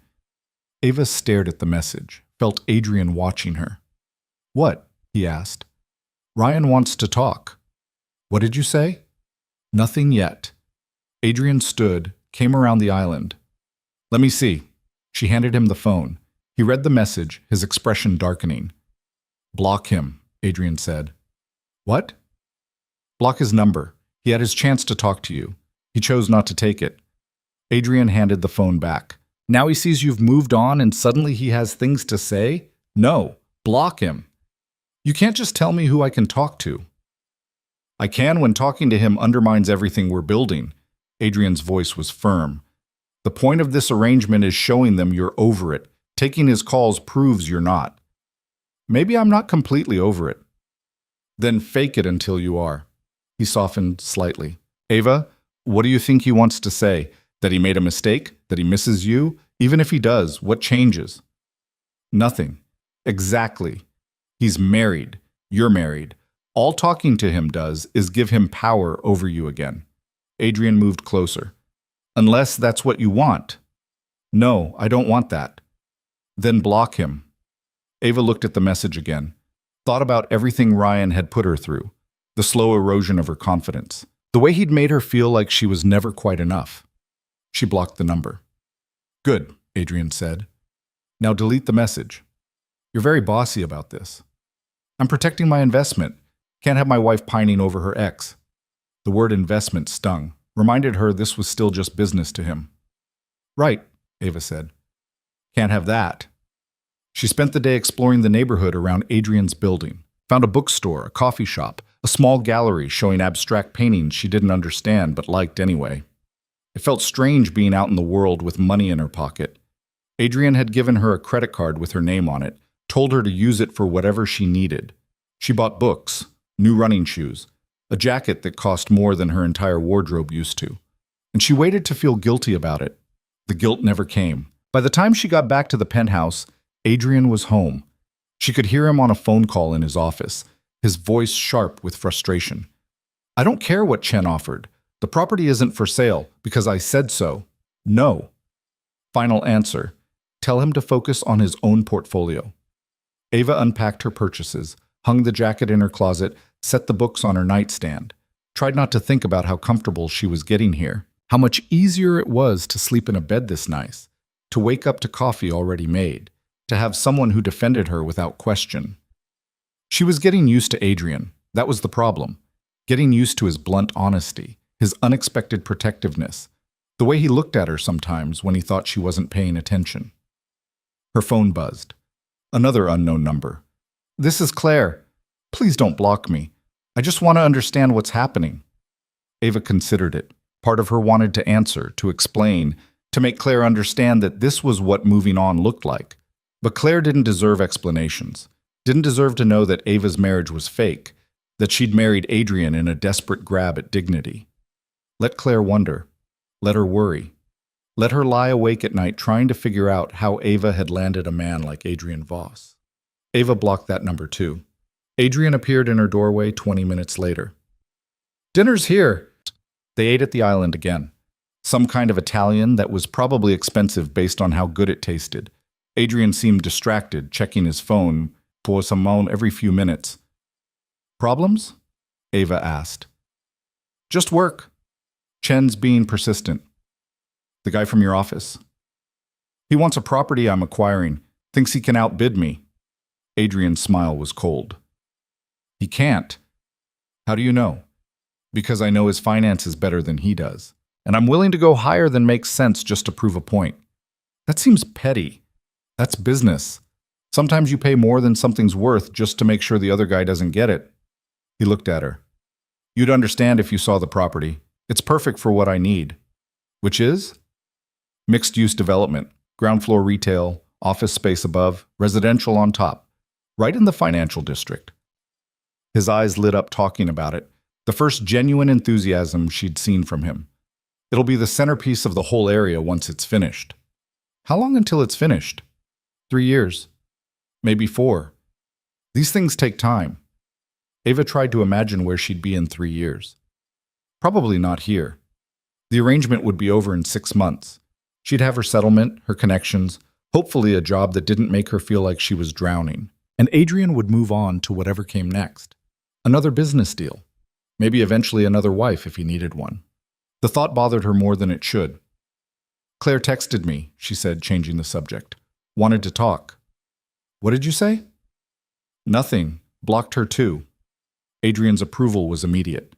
"Good. You don't owe them anything." "Doesn't it seem cruel, though, just cutting them off completely?" "They cut you off first. When Ryan ended things, when Claire went after him, they made their choice. He stood, cleared their plates. You're just returning the favor." Ava watched him move around the kitchen with easy familiarity. He was right, they had cut her off, had made it clear she wasn't worth their time or consideration. So why did blocking them feel so final, so permanent? "Are you okay?" Adrian asked, loading dishes into the dishwasher. "Why do you keep asking me that?" "Because you look like you're about to spiral again." He dried his hands, came back to sit beside her. "Talk to me." "About what?" "Whatever's making you look like that." Ava laughed, the sound bitter. "Like what?" "Like you're second-guessing everything, like you want to run." His eyes found hers. "Are you having regrets?" Was she? Regretting marrying a stranger, moving into his home, letting him restructure her entire life? "I don't know," she admitted. "This is all happening so fast. A week ago I was sleeping on my cousin's couch.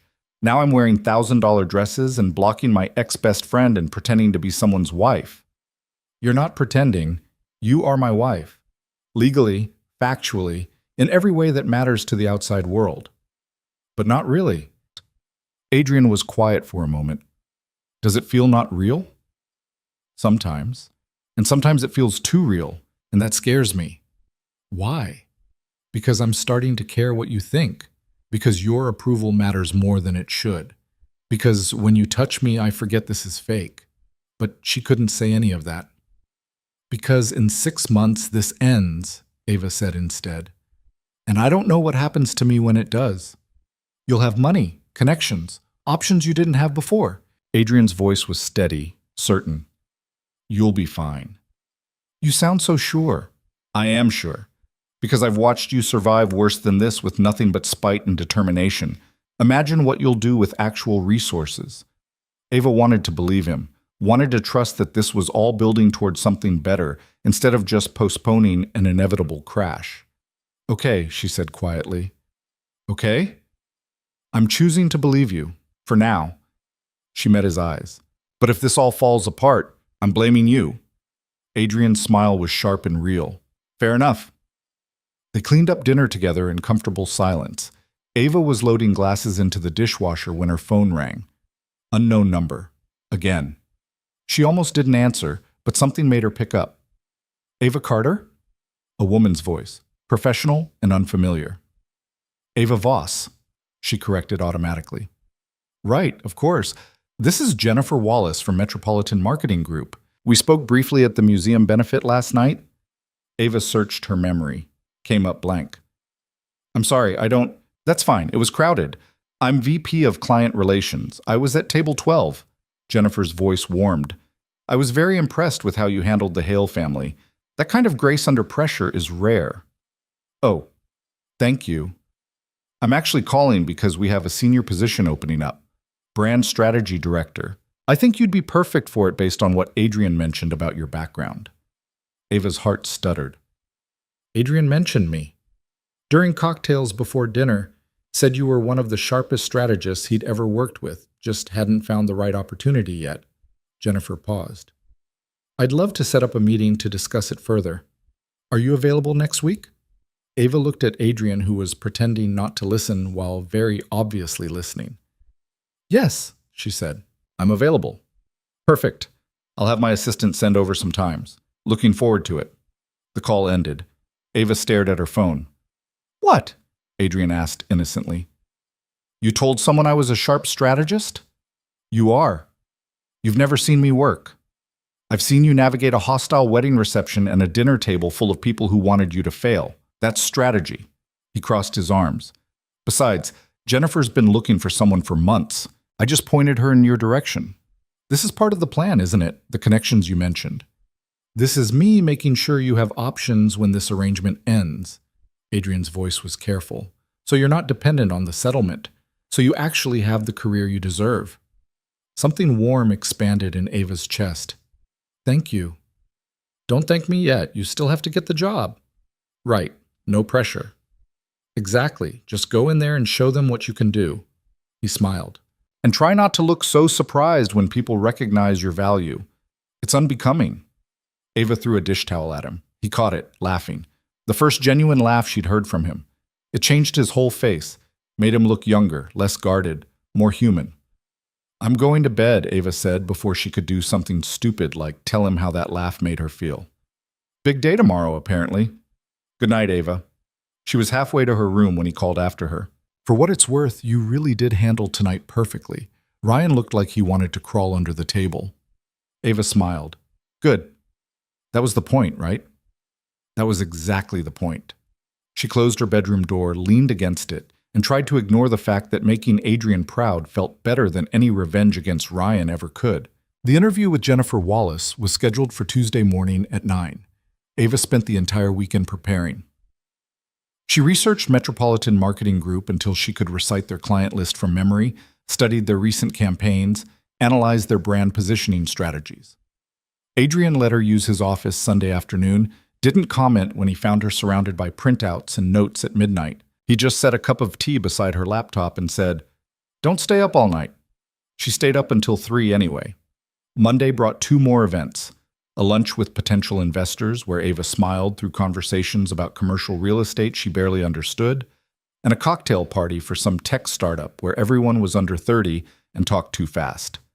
Adrian kept her close at both, his hand perpetually at her lower back or holding hers, the perfect attentive husband. It was getting harder to remember it was all performance, especially when they got home Monday night and he asked, "How are you feeling about tomorrow?" "Terrified." "Good. Means you care." Adrian loosened his tie, poured them both scotch. "Want to practice?" "Practice what?" "The interview. I'll ask questions, you answer. Get comfortable with selling yourself." Ava took the glass he offered. "You don't have to do that." "I know, but you've been spiraling all weekend, and if you go in there looking like you expect to fail, they'll pass." He settled onto the couch. "So, we practice." "Come on." They ran through mock questions for an hour. Adrian was ruthless, asking the kinds of things that made Ava stumble, pushing when her answers were weak, forcing her to defend her choices and experience. By the end, she was exhausted and annoyed and significantly more confident. "Better," Adrian said. "Now you sound like someone who knows what she's worth." "I feel like I just got interrogated." "Jennifer's going to be tougher. She didn't build that firm by being nice." He finished his drink. "But you can handle her. Just remember, you're not asking for a favor. You're offering them something they need." "Which is?" "Fresh perspective, strategic thinking, someone who hasn't been doing the same job the same way for 20 years. His eyes met hers. "They need you more than you need them. Act like it." Tuesday morning, Ava dressed in one of the suits from Lauren's selections. Charcoal gray, perfectly tailored, the kind of thing that said competent professional without trying too hard. She did her makeup carefully, pulled her hair back in a sleek ponytail. When she emerged from her room, Adrian was waiting by the door with coffee in a travel mug. "You look ready," he said. "I look like I'm trying too hard." "You look like someone I'd hire." He handed her the coffee. "Patricia arranged a car. Driver knows where to go." "You didn't have to." "Stop saying I didn't have to do things. I'm your husband. Helping you succeed makes me look good." But his smile softened the words. "Go show them what you can do." The car dropped Ava at a glass tower downtown. Metropolitan Marketing Group occupied floors 15 through 18. The reception area was all modern minimalism. White surfaces, abstract art, a receptionist who looked like she'd stepped out of a fashion magazine. "Ava Voss," she told the receptionist. "I have a 9 o'clock with Jennifer Wallace." "Of course, she's expecting you. I'll let her know you're here." Ava sat in a chair that was more art installation than furniture and tried not to throw up. This was insane. She'd been out of the industry for months. Her resume had a gap she couldn't fully explain. What made her think she could walk into a senior position at a firm like this? "Mrs. Voss?" A woman in her 30s appeared. "I'm Melissa Chen, Jennifer's executive assistant. She's ready for you." Ava followed Melissa to an elevator, up to the 17th floor, down a hallway lined with awards and campaign materials. Jennifer's office was corner suite with views that rivaled Adrian's. Jennifer herself was exactly what Ava expected. Mid-40s, power suit, the kind of handshake that communicated confidence without crushing bones. She gestured to a chair across from her desk. "Thanks for coming in. Can I get you anything? Coffee? Water?" "I'm fine, thank you." Jennifer settled into her chair, pulled up something on her computer. "I've looked over your resume. Impressive background, solid results at Keller and Associates. Then a gap starting about 8 months ago." Here it was, the moment Ava had been dreading. "I left Keller after a personal situation made staying untenable," Ava said, keeping her voice steady. "I've been freelancing since then, while evaluating my next move." "Personal situation being your relationship with Ryan Hale ending?" Ava's stomach dropped. "You know about that. This is a small industry. People talk." Jennifer's expression was neutral. "What I'm more interested in is how you've spent the last 8 months. Your freelance work appears minimal." "It is. I took time to reassess what I wanted from my career. Whether I wanted to keep climbing the ladder at firms where personal relationships could derail professional progress." Ava lifted her chin. "I decided I wanted more than that." "And now?" "Now I'm ready to work somewhere that values strategic thinking over office politics, where my skills matter more than who I'm dating or related to." She paused. "Which is why I'm interested in Metropolitan. Your campaigns are consistently innovative. Your team has a reputation for merit-based advancement." Jennifer leaned back, studying her. You're married to Adrian Voss now. Couldn't you just not work? Live off his money? The question was designed to provoke. Ava recognized the tactic. I could, she said evenly, but I didn't spend 4 years getting a degree and 6 years building experience to become someone's trophy wife. I want to work, I want to contribute, and I want to do it somewhere that respects what I bring to the table. Something shifted in Jennifer's expression. Approval, maybe. Tell me about the Brennan campaign you worked on at Keller, the rebranding project. They spent the next hour dissecting Ava's past work, discussing strategy approaches, debating campaign effectiveness. Jennifer was sharp and demanding and didn't let Ava slide on anything. By the time they finished, Ava's head hurt, but she felt exhilarated. One more question, Jennifer said. Why should I hire you over the dozen other qualified candidates I've interviewed? Ava thought about Adrian's advice. Act like they need you more than you need them. Because I'm hungry in a way they're not. I've been knocked down, written off, told I wasn't good enough, and I'm ready to prove everyone wrong. She met Jennifer's eyes directly. You need someone who's going to fight for every account, who won't coast on past success, someone who has something to prove. Jennifer was quiet for a long moment. The position pays $120 base plus performance bonuses. You'd lead a team of 5, report directly to me, handle our Tier 1 clients. She paused. When can you start? It took Ava a second to process. Wait, are you offering me the job? I am, assuming you want it. Yes, absolutely yes. Good. Jennifer stood, extended her hand. Welcome to Metropolitan. HR will send over paperwork. Plan to start 2 weeks from Monday. Ava shook her hand, trying not to look as shocked as she felt. Thank you. You won't regret this.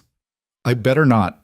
I'm taking a chance on you based largely on Adrian's recommendation and your performance at that dinner.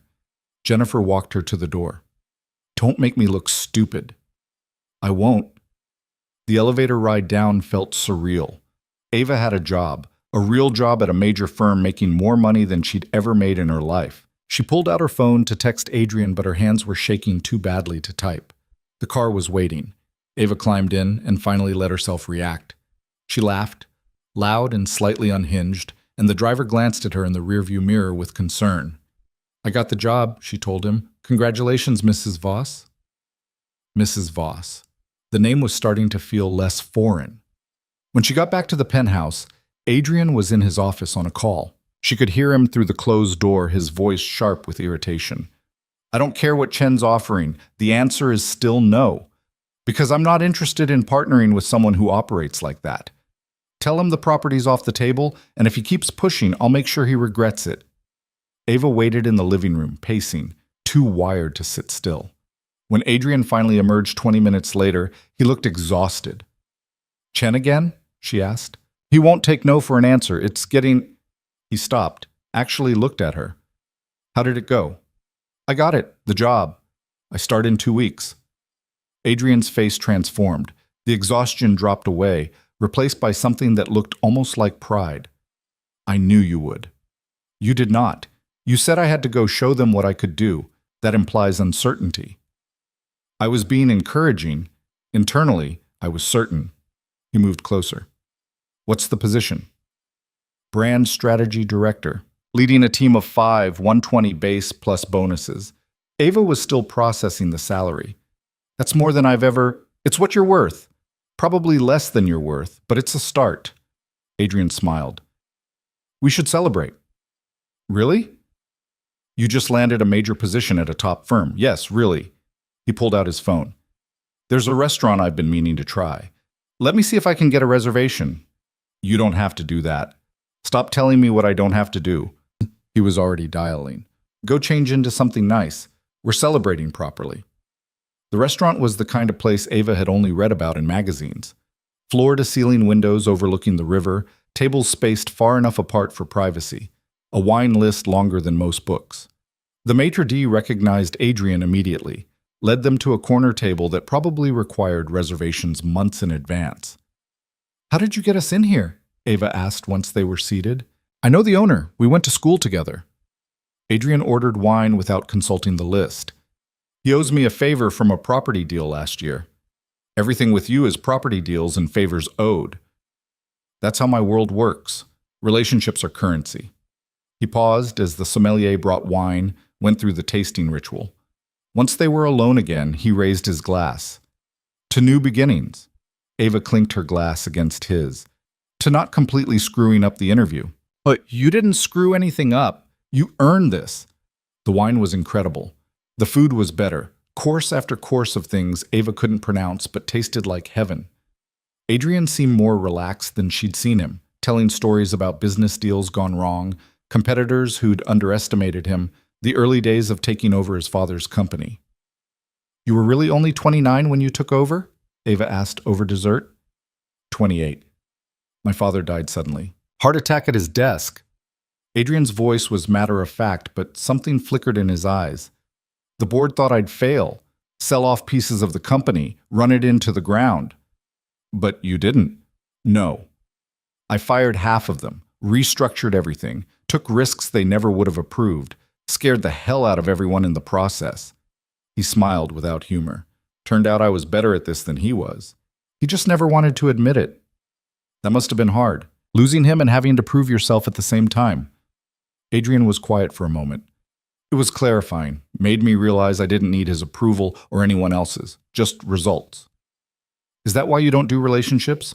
Because you don't need approval? I don't do relationships because they're inefficient.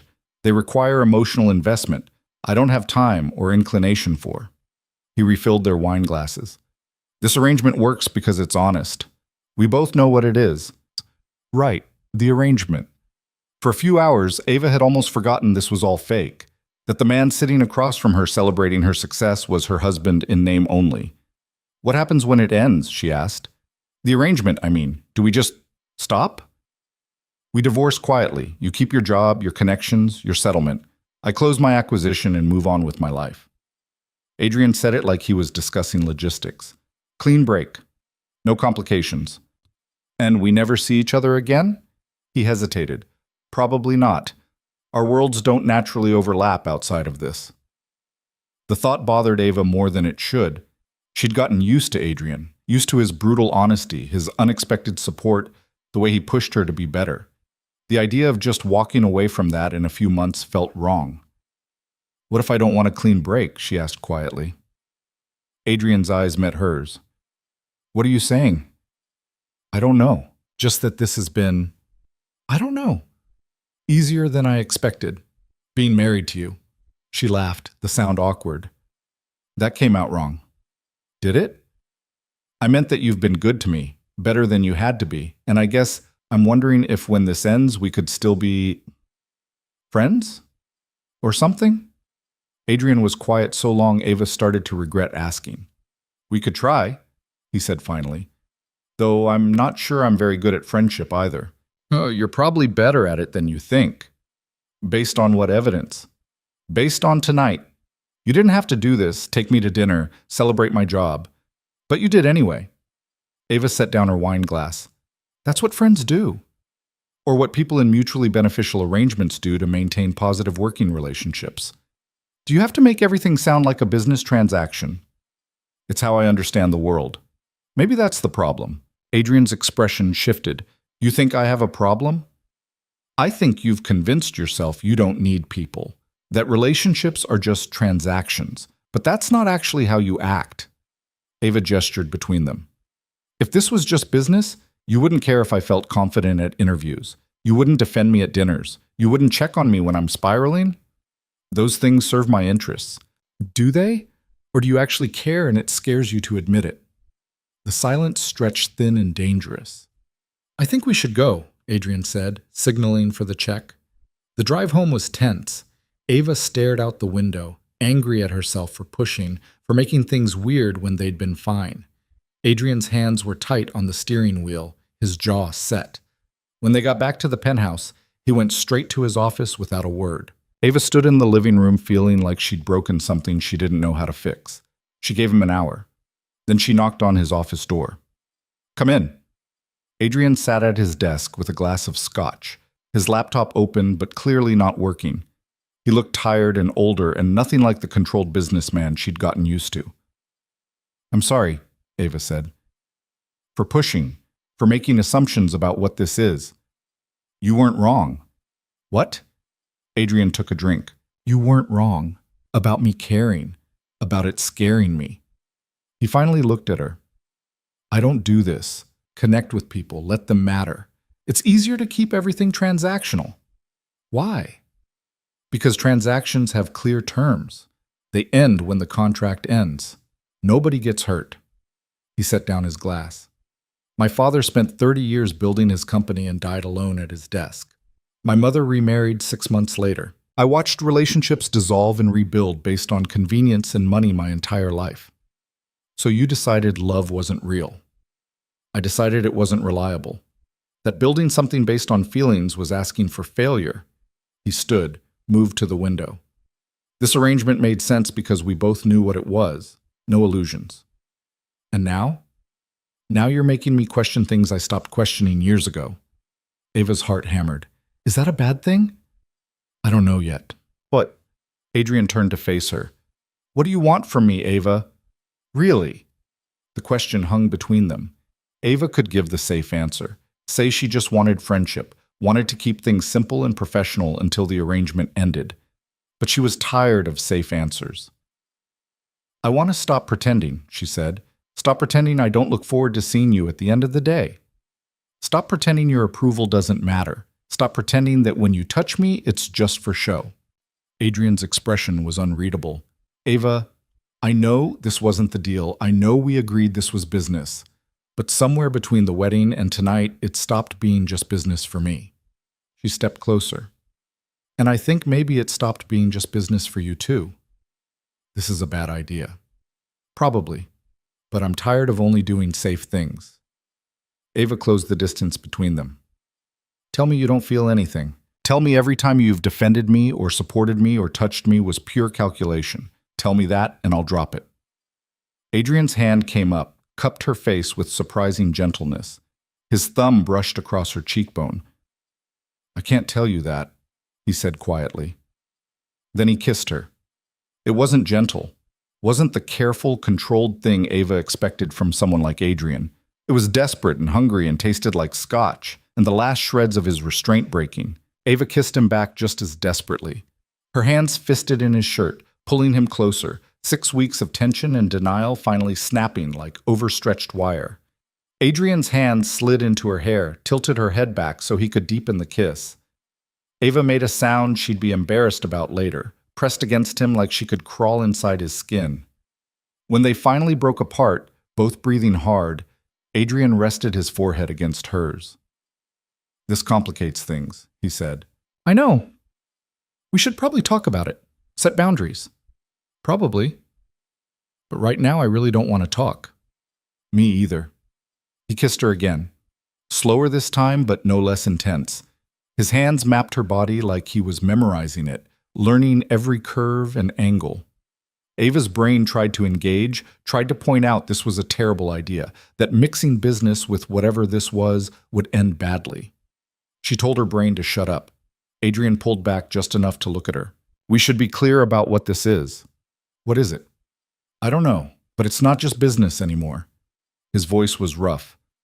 I can't promise you romance, or declarations, or whatever you probably deserve. But I can promise I'll be honest about what I can give. What can you give? This, right now, however long it lasts. His gray eyes searched hers. Is that enough? It should have been an easy no. Ava had spent months recovering from a man who couldn't give her what she needed. Getting involved with another emotionally unavailable man was asking for the same heartbreak. But Adrian was nothing like Ryan.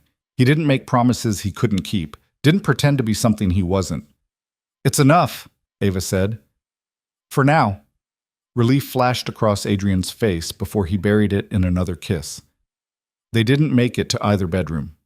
Adrian backed her against his desk, his hands under her shirt, her legs wrapped around his waist. Papers scattered to the floor. His laptop got shoved aside. Neither of them cared. Later, much later, they ended up in Adrian's bed. Ava had never been in his room before. It was surprisingly simple. Dark sheets, minimal furniture, No personal touches except a single photo on the nightstand of a younger Adrian with an older man who must have been his father. Tell me about him, Ava said, tracing patterns on Adrian's chest. My father? Yeah. Adrian was quiet for a long time. He was brilliant at business, terrible at everything else. He loved the company more than he loved people. Including you? Especially me. I was supposed to take over someday, but he never thought I was ready. Kept pushing me to prove myself. Adrian's voice was flat. Then he died, and I had to prove myself to everyone else instead. That's a lot of pressure. It was clarifying, taught me not to expect emotional support from people who can't give it. Ava propped herself up on one elbow. Is that what you think you're doing? Not giving emotional support? I'm giving what I can. Which is more than you think. She kissed his jaw. You've been supporting me since the day we met. Maybe you just don't call it that. Adrian pulled her closer, his hand sliding up her spine. You're dangerous. How? You make me want things I decided I didn't need. Like what? Like this. Someone to come home to. Someone who gives a damn whether I had a good day. He kissed the top of her head. It's inconvenient. Ava laughed against his chest. Sorry for being inconvenient. Don't be. It's growing on me. They fell asleep tangled together. Ava woke once in the middle of the night, disoriented by the unfamiliar room, and felt Adrian's arm tighten around her waist. Go back to sleep, he murmured. She did. Morning came too fast. Ava woke to sunlight and the smell of coffee and Adrian's side of the bed empty. She found him in this kitchen, already dressed for work, phone pressed to his ear. I don't care if he's offering 20% over asking. Tell him no, because the property isn't about money. Yes, I understand that makes no business sense. Do it anyway. He hung up, noticed Ava in the doorway wearing his shirt from last night. Morning, he said. Morning. Problem? Chen, still trying to outbid me on the Henderson property. Adrian poured her coffee, handed it over. He's getting desperate. Why do you want it so badly? If it's not about money? Because it's the right property in the right location, and because Chen would turn it into condos for tech bros instead of something useful. He leaned against the counter. Sometimes spite is a perfectly valid business strategy. Ava laughed. You're ridiculous. You say that like you're surprised. His eyes traveled over her in his shirt. We should talk about last night, should we? We probably should. Set expectations. Figure out what this means. What do you want it to mean? Adrian set down his coffee. Honestly, I don't know. I've never done this before. Relationships? Relationships that matter, that feel like they could actually affect me. He reached out, tucked hair behind her ear. You scare me a little. Good. You scare me too. Then we're even. Ava moved closer, set her coffee aside, wrapped her arms around his waist. He held her for a moment, his chin resting on top of her head. I have meetings all day, he said, including one about the acquisition. The CEO wants to meet both of us next week. Both of us? He wants to see the stable married couple, make sure I'm serious about settling down. Adrian pulled back to look at her. Can you do dinner Thursday? His place in Connecticut? Very formal, very traditional?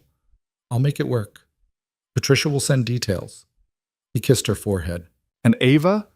Last night doesn't change the arrangement. We're still ending this in a few months unless we decide otherwise. I know. I just want to be clear. I'm not promising forever. I'm not asking for forever. Just today. She smiled. We can figure out tomorrow when it gets here. Adrian's expression softened. You're too understanding. Or I'm realistic about what's possible. Ava stepped back. Go to your meetings. I'll be here when you get back. He hesitated at the door. That's a nice thing to hear? Then he was gone, leaving Ava alone in the penthouse with her coffee and the realization that she'd just made everything exponentially more complicated. Her phone buzzed. Text from her cousin. Are you alive? Haven't heard from you in weeks. Please tell me you're okay. Ava had been avoiding her family, avoiding the questions about Adrian, about the sudden marriage, about where she was living now. It felt easier than explaining. She typed back, I'm fine. Better than fine, actually. Just busy with the new job and everything. The response was immediate. New job?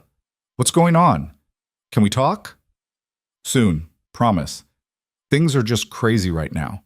It wasn't a complete lie. Things were crazy. She'd married a stranger who'd become her fake husband, who'd become something more real than she'd planned. She'd landed a job that could resurrect her career. She'd cut off her ex and her former best friend and everyone who'd made her feel small. And for the first time in months, she felt like she could breathe. Her phone rang. Unknown number, again. Ava almost didn't answer, but something made her pick up. Ava Carter?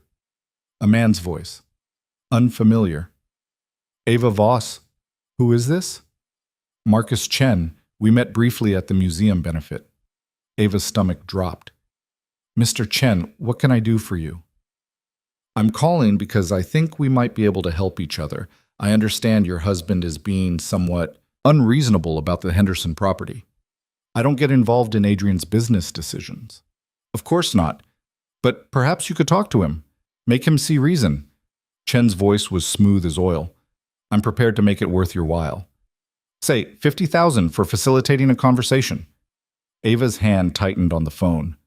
Are you seriously trying to bribe me to convince my husband to sell you a property? I'm offering you compensation for your time and influence. No, absolutely not. Don't call this number again.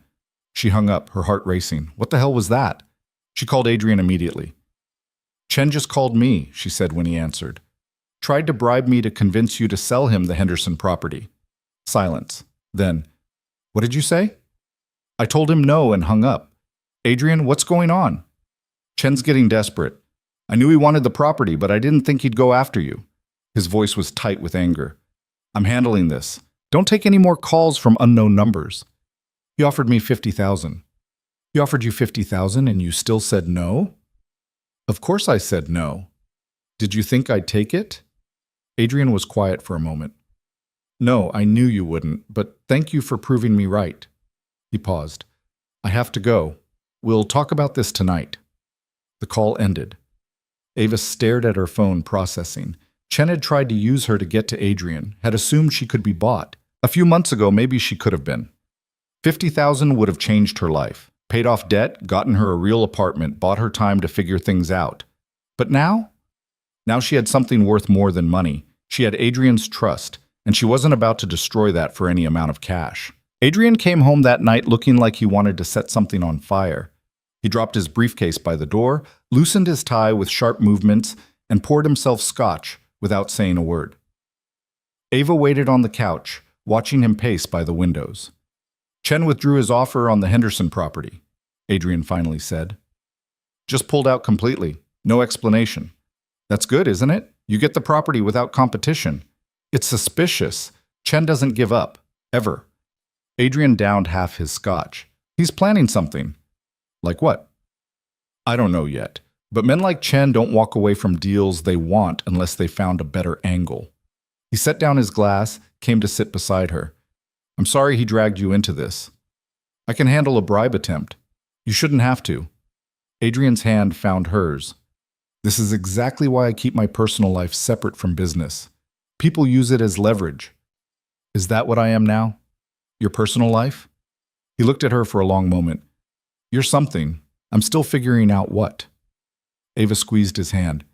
We have dinner in Connecticut Thursday with the CEO who needs to see your stable marriage.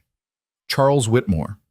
Old money, old values, extremely traditional. Adrian rubbed his temples. He's going to ask invasive questions about our relationship, how we met, how long we've been together, our plans for the future. What do I tell him? A version of the truth. We met recently, got married quickly because we knew it was right. Keep it simple, consistent. He paused. And for the love of everything, don't mention the arrangement was originally fake. You think I'd just volunteer that information? I think you get nervous and overshare when you're uncomfortable. He wasn't wrong. Ava had a bad habit of filling silences with words, especially when she felt out of place. I'll be careful, she promised. I know you will. Adrian pulled her closer, pressed a kiss to her temple. You've been perfect at every event so far. This is just one more performance. Except it didn't feel like performance anymore. Not when Adrian held her like this, when they fell asleep tangled together every night, when he texted her during meetings to ask how her day was going. Somewhere along the way, the lines had blurred completely. Wednesday brought Ava's first day preparing for her new job. Jennifer had sent over materials to review, client briefs, campaign strategies, team bios. Ava spread everything across Adrian's dining table and dove in, making notes and developing ideas. She was so focused she didn't hear Adrian come home until he appeared with takeout. "You've been working for 6 hours," he said, setting down containers. "Eat." "I'm almost done with the Morrison account analysis." "Eat first. Analysis second." He pulled out a chair. "Besides, I need your opinion on something." Ava closed her laptop. "What?" "I got the Henderson property. Papers signed this afternoon." Adrian opened containers. Thai again, her favorite. "But Chen sent me a congratulations email. Too polite, too friendly. Maybe he's just being professional?" "Chen doesn't do professional. He does calculated." Adrian handed her chopsticks. "I think he let me have Henderson because he's going after something bigger." "Like what?" "There's another property, the Morrison building downtown. I've had my eye on it for years, but the owner won't sell." Adrian picked at his food. If Chen somehow got to Morrison, convinced him to sell, would that be worse than Henderson? It would be devastating. The Morrison building is the centerpiece of the entire financial district. Whoever controls it controls development for 6 blocks in every direction. His jaw tightened. "If Chen gets it, he boxes me out of downtown completely." Ava thought about what she'd learned watching Adrian work. "So don't let him get it. Talk to Morrison first. Make him a better offer." "Morrison doesn't care about money. He cares about legacy. Wants to make sure whoever buys his building preserves its history." Adrian's smile was bitter. "I'm known for tearing things down and building new. Chen's known for renovations that preserve character." "Then change what you're known for." "It's not that simple." "Isn't it?" Ava set down her chopsticks. "You said Morrison cares about legacy. Show him you care about it too. Prove you'll preserve what matters while still making it relevant." Adrian looked at her like he was seeing something new. "That would require completely changing my development approach." "So change it. You're good at adapting." She smiled. "You married a stranger to close a deal. Changing your business model should be easy in comparison." He laughed. That real laugh she was getting addicted to. "When did you get so smart about real estate development?" "I'm smart about people. And Morrison's a person before he's a property owner." Ava reached across the table, took Adrian's hand. "Figure out what he actually values and give him that. It's the same as brand positioning." Adrian stared at their joined hands. "I hired the wrong person. You should be consulting, not doing marketing." "Maybe I'll do both, after I prove myself at Metropolitan." "You'll prove yourself. Jennifer doesn't hire people who fail." They finished dinner talking about properties and strategy and Morrison's possible motivations.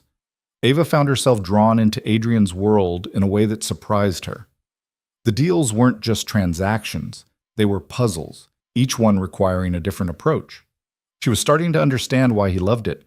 Thursday arrived with the kind of crisp autumn weather that made everything feel significant. Ava spent 2 hours getting ready for dinner with Charles Whitmore, trying on 3 different dresses before settling on a navy blue sheath that looked professional without being stuffy. Adrian appeared in her doorway while she was fighting with her hair. "Here." He came up behind her, took the clip from her hands, and secured her hair in a simple twist that looked elegant and effortless. "How do you know how to do that?" Ava asked, meeting his eyes in the mirror. "My mother used to make me help her get ready for events. Said it was important I understand the effort women put into appearances." His hands settled on her shoulders. "You look beautiful." "I look nervous." "You look ready." He turned her around to face him.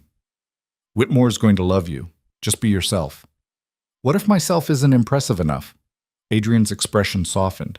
"Ava, you walked into your ex's wedding alone and walked out married to me.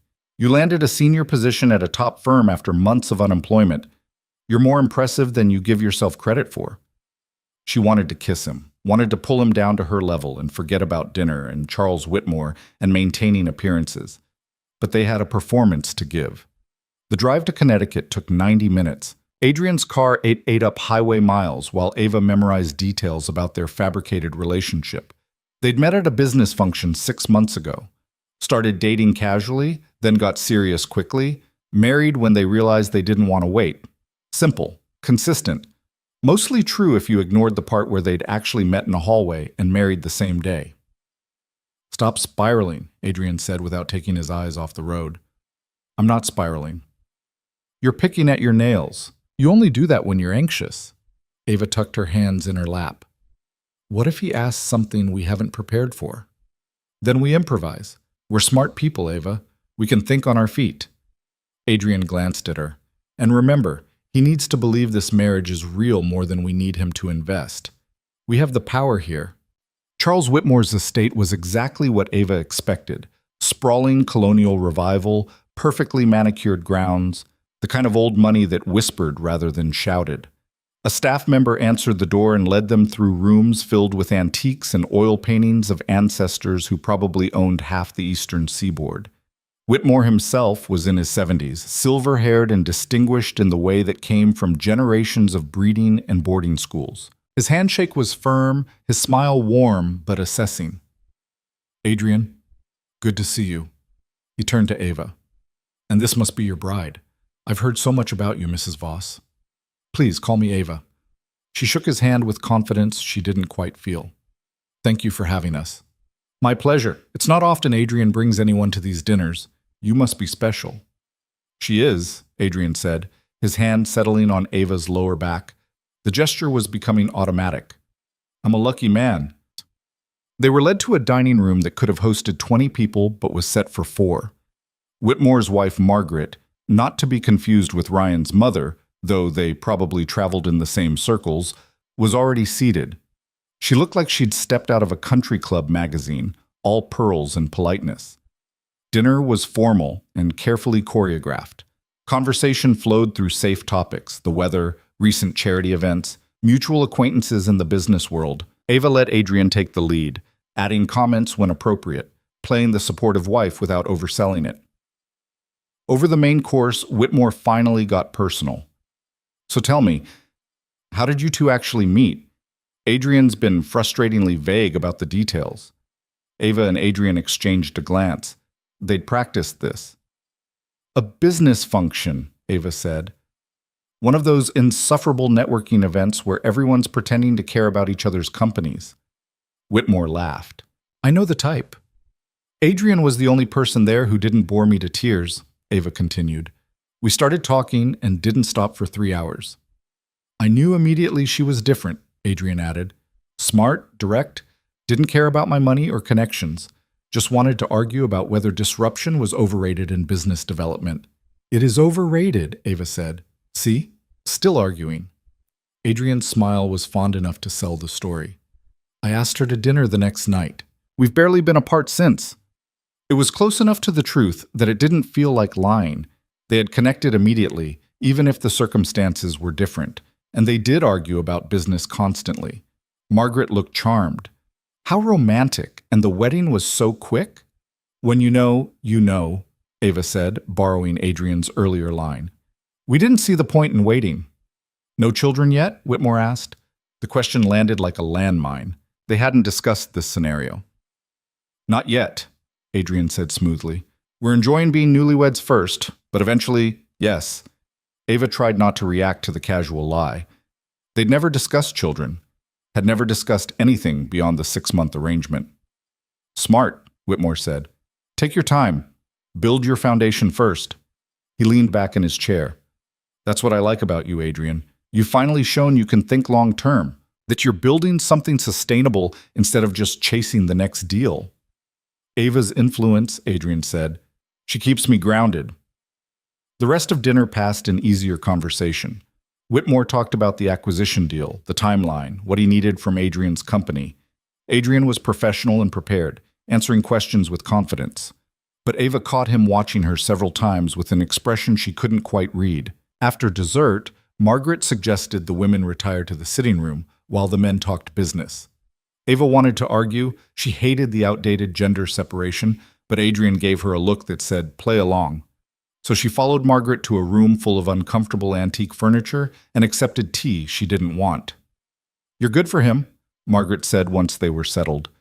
Adrian, I mean, I've known him since he was a boy. He's always been so driven, so focused on work. I worried he'd end up alone like his father. He's not his father, Ava said. No, but he learned from him. That single-minded pursuit of success. Margaret smiled. You've softened him. Charles noticed it immediately, said Adrian seems happier than he's ever seen him. Ava thought about Adrian's confession that relationships scared him, that he'd decided emotional investment was too risky. He's not as cold as people think, she said. He just shows he cares differently. Clearly, the way he looks at you, Margaret's smile widened. That's not for show. Whatever brought you two together, I think it's real. Was it? Ava wasn't sure anymore where the performance ended and reality began. The men rejoined them an hour later. Whitmore looked pleased. Adrian looked satisfied. They made their goodbyes with promises to finalize details next week. In the car heading back to the city, Ava finally asked, "How did it go?" "Better than expected. He's ready to move forward with the acquisition." Adrian merged onto the highway. "Thanks to you. I barely did anything." "You were perfect. Charming but not trying too hard. Smart without being threatening. Exactly what he needed to see." Adrian's hand found hers across the console. "He said I seemed different, more settled, that you were good for me." Margaret said the same thing. "They're not wrong." Ava looked at him in the dashboard light. "What does that mean?" "It means this arrangement has become something neither of us planned for." Adrian kept his eyes on the road. "And I'm not sure what to do about it." "Do we have to do anything? Can't we just see where it goes?" "For how long?" "We agreed to 6 months. After that, we're supposed to divorce and move on with our separate lives." "What if I don't want separate lives anymore?" The words hung between them. Adrian's hand tightened on hers. "Ava, I know what we agreed to. I know this was supposed to be temporary, but it stopped feeling temporary somewhere around the third event where you defended me without hesitation." She took a breath. "I'm falling for you, Adrian, and I think you might be falling for me too." He pulled the car over so suddenly Ava grabbed the door handle. They were on a quiet stretch of road, trees on either side blocking out the moon. Adrian turned to face her. "You can't fall for me. Too late. I'm serious. I don't do this. Real relationships with actual feelings. I'll disappoint you." "You haven't disappointed me yet." "Give it time. Everyone does eventually." His voice was rough. "My father disappointed everyone who ever believed in him. My mother disappointed my father by not caring when he died. I'm genetically programmed for disappointment." Ava reached over, cupped his face in her hands. "You're not your father, and I'm not asking you to be something you're not." "What are you asking for?" "A chance, to see if this could be real instead of just convenient." She searched his eyes. "Unless you're going to tell me you don't feel anything." Adrian's laugh was hollow. "I feel too much. That's the problem." "That's not a problem, that's being human. I don't know how to do this, how to be in a relationship that matters." "Neither do I. My last one ended with him marrying my best friend." Ava smiled slightly. "Maybe we figure it out together." Adrian pulled her across the console, kissed her hard enough to bruise. When they broke apart, he rested his forehead against hers. "This is insane," he muttered. "Most good things are. I'm going to screw this up." "Probably. I'll screw it up too. We'll take turns." Ava kissed him again, softer this time. "But maybe we'll also get it right sometimes." They sat there on the side of the road for another 10 minutes, not talking, just breathing the same air. Finally, Adrian started the car and pulled back onto the highway. "The arrangement still ends in 6 months," he said. "Okay. But after that, we could try actually dating, seeing if this works without the contract." "I'd like that. I'm not promising happily ever after. I'm not asking for it, just tomorrow. And maybe the day after that." Adrian's hand found hers again. "I can do tomorrow." They drove the rest of the way home in comfortable silence. Ava watched the city lights appear on the horizon and thought about how far she'd come. 2 months ago, she'd been broken and desperate, crashing a wedding to prove she was okay. Now she was actually okay. Better than okay. She had a job she was excited about, connections that could build her career, a place to live that felt less like borrowed space every day. And Adrian, complicated, damaged, surprisingly tender Adrian, who'd given her armor when she needed it, and was slowly learning to take his own off. Back at the penthouse, they fell into bed without discussion. This was becoming routine, tangling together, learning each other's patterns, finding comfort in proximity. "Tell me something true," Ava said in the darkness. Adrian's arm tightened around her waist. "About what?" "About you. Something you've never told anyone." He was quiet so long she thought he wouldn't answer. "I was relieved when my father died," he finally said. Not glad, not happy, but relieved, because it meant I could finally stop trying to earn his approval. His voice was barely audible. "That makes me a terrible person. That makes you human. Parents fuck us up. It's what they do best." Eloquent. But true. Ava turned in his arms to face him. "Your turn. Ask me something." "Do you regret it, marrying me in that hallway?" "No." "Do you?" "No." Adrian brushed hair from her face. "I thought I would. Thought it was reckless and stupid and would bite me in the ass. But it's been the best decision I've made in years." "Better than the Henderson property?" "Significantly better." He kissed her forehead. "Go to sleep. You start your new job Monday. You need rest." Ava had almost forgotten about Metropolitan and everything else happening. The job felt simultaneously incredibly important and completely secondary to whatever was developing between her and Adrian. The weekend passed in a blur of preparation and events. Saturday was a charity luncheon where Ava met more of Adrian's business associates. Sunday was supposed to be free, but Adrian got called into an emergency meeting about the Morrison building. "Morrison's fielding offers," he told Ava over breakfast Sunday morning. "Chen definitely got to him. I need to move fast." So use what we talked about. Show him you care about legacy." "I don't have time to develop a whole new approach." "Then fake it until you figure it out." Ava poured more coffee. "You're good at improvising. You married me with zero notice." Adrian smiled despite his stress. "That's different." "How?" "That was instinct. This is business." "Since when are those separate for you?" Ava set down her mug. "Look, I know real estate isn't my expertise, but I know people. And Morrison's a person who wants to believe his life's work matters. Give him that belief." Adrian stared at her for a long moment. Then he pulled out his phone and started typing. "What are you doing?" Ava asked. "Emailing Morrison, requesting a meeting to discuss preservation-focused development." He looked up. "If this works, I'm giving you credit. If it works, we're celebrating. Deal." The meeting with Morrison was scheduled for Monday afternoon, the same day Ava started at Metropolitan. She spent Sunday evening nervous about both, trying on outfits and reviewing campaign materials while Adrian worked on his pitch. They passed each other in the hallway around midnight. "You should sleep," Adrian said. "So should you." "I will, after I finish this proposal." Ava grabbed his hand, pulled him toward the bedroom. "Finish it tomorrow. Tonight you rest." "I don't rest." "Learn." She pushed him onto the bed, climbed in beside him. "Close your eyes. Breathe. Think about something other than work." "I don't know how to do that." "Then think about me." Ava settled against his chest. "Think about how incredible I am and how lucky you are that I married you." Adrian's laugh rumbled through his chest. "You're very humble." "I learned from the best." They fell asleep like that, Ava half on top of Adrian, his hand in her hair, both of them too exhausted to move. Monday morning came too fast. Ava woke to Adrian already dressed, coffee made, her favorite breakfast on the table. "First day nerves?" he asked. "Completely terrified." "Good. Use it. Terror makes you sharp." He handed her coffee. "You're going to be incredible." "What about you? Morrison meeting?" "This afternoon. I'm as ready as I'll ever be." Adrian checked his watch. "Car's coming for you at 8. Patricia programmed my number into your phone's favorites. Call me if you need anything." "I'll be fine." "I know. But call me anyway. Tell me how it goes." Metropolitan's offices felt different as an employee instead of a candidate.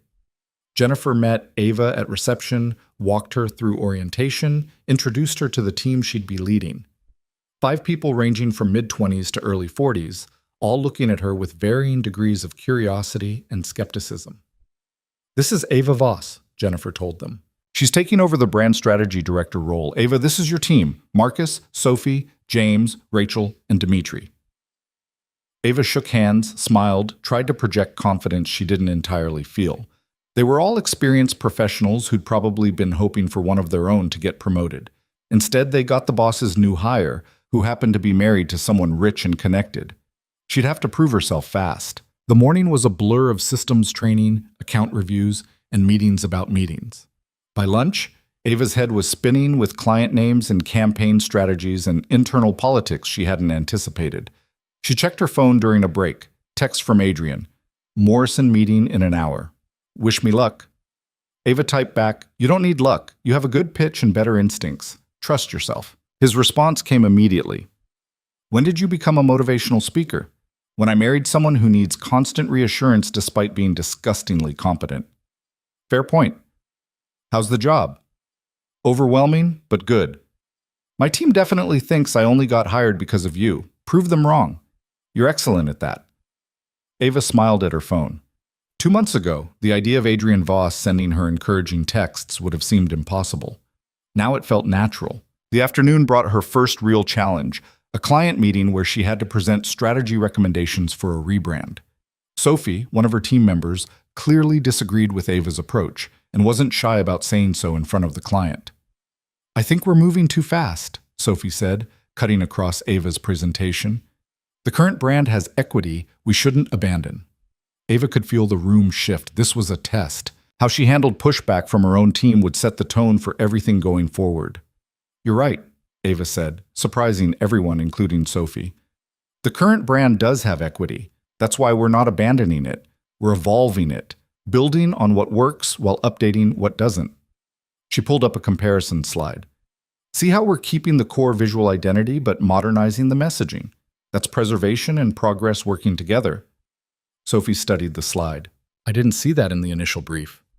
Because I just added it, based on your feedback. Ava looked around the table. This team has institutional knowledge I don't have yet. I'm going to need all of you pushing back, questioning assumptions, making the work better. That's how good strategy happens. The tension in the room eased. Sophie nodded slowly, something like respect crossing her face. The rest of the meeting went smoothly. When it ended, Jennifer pulled Ava aside. That was well handled. Sophie's brilliant, but territorial. You just turned her into an ally instead of an enemy. I meant what I said. They know things I don't. Maybe, but you know how to manage people. That's rare. Jennifer smiled. I think this is going to work out. Ava left the office at 6, exhausted but satisfied. Her phone rang as she was getting into the car Adrian had sent. How did it go? Adrian asked without preamble. Good. Hard, but good. Your meeting? Morrison loved the pitch, wants to move forward with terms that preserve the building's historic elements, Vic. Adrian sounded almost giddy. I have you to thank for that. You did the work. You gave me the framework. That's just as important. He paused.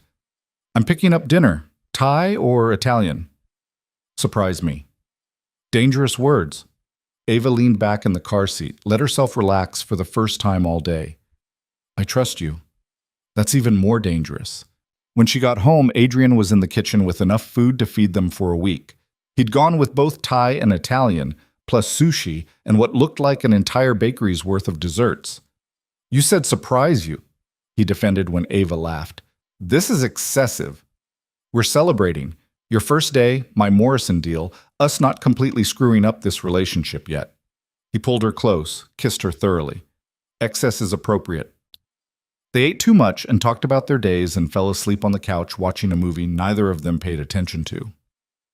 When Ava woke up at 3 in the morning, Adrian was carrying her to bed.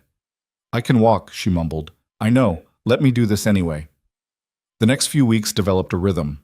Ava threw herself into work at Metropolitan, earning her team's respect one successful campaign at a time. Adrian closed the Morrison deal and started development plans that actually excited him, instead of just making financial sense. They attended events together, played the perfect couple, and somewhere along the way stopped acting. It became real. Not perfect.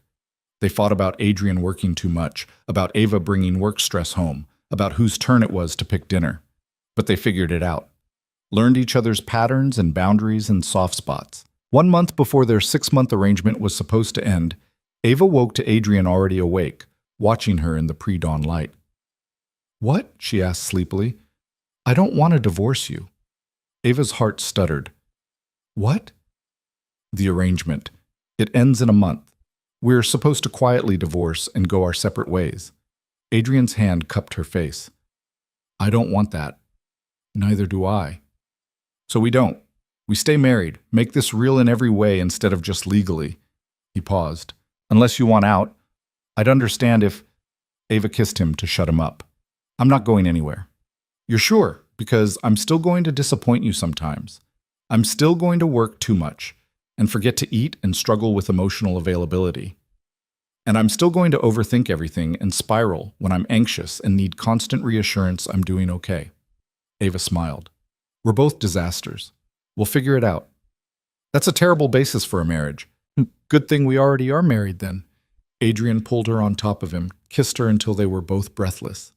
I love you. I don't think I've said that yet. You haven't. I love you. You're the best reckless decision I've ever made. I love you too, even though you're emotionally constipated and terrible at feelings. See? We're perfect for each other. 3 months later, Ava sat in a restaurant across from Claire. It had taken weeks of ignored messages before Ava finally agreed to meet. Part of her didn't want to, didn't need closure or explanations or whatever Claire thought this conversation would provide. But another part was curious. Claire looked smaller than Ava remembered, tired. Her wedding ring caught the light, but she twisted it nervously, a tell Ava recognized from years of friendship. Thank you for meeting me, Claire said. You have 20 minutes, then I have a client dinner. Right, of course. You're busy now. Important. Claire's smile was brittle. I heard about your promotion. Senior director. That's amazing. It is. Ava didn't elaborate. Didn't owe Claire details about her life. And you're still with Adrian. Married almost a year now. 10 months, but yes. Claire picked at her napkin. I wanted to apologize. For everything. For Ryan, for the wedding, for how I treated you when you were struggling. Okay. That's it? Just okay? What do you want me to say, Claire? That I forgive you? That we can be friends again? Ava leaned back. I don't forgive you, and we're not friends. You made your choices.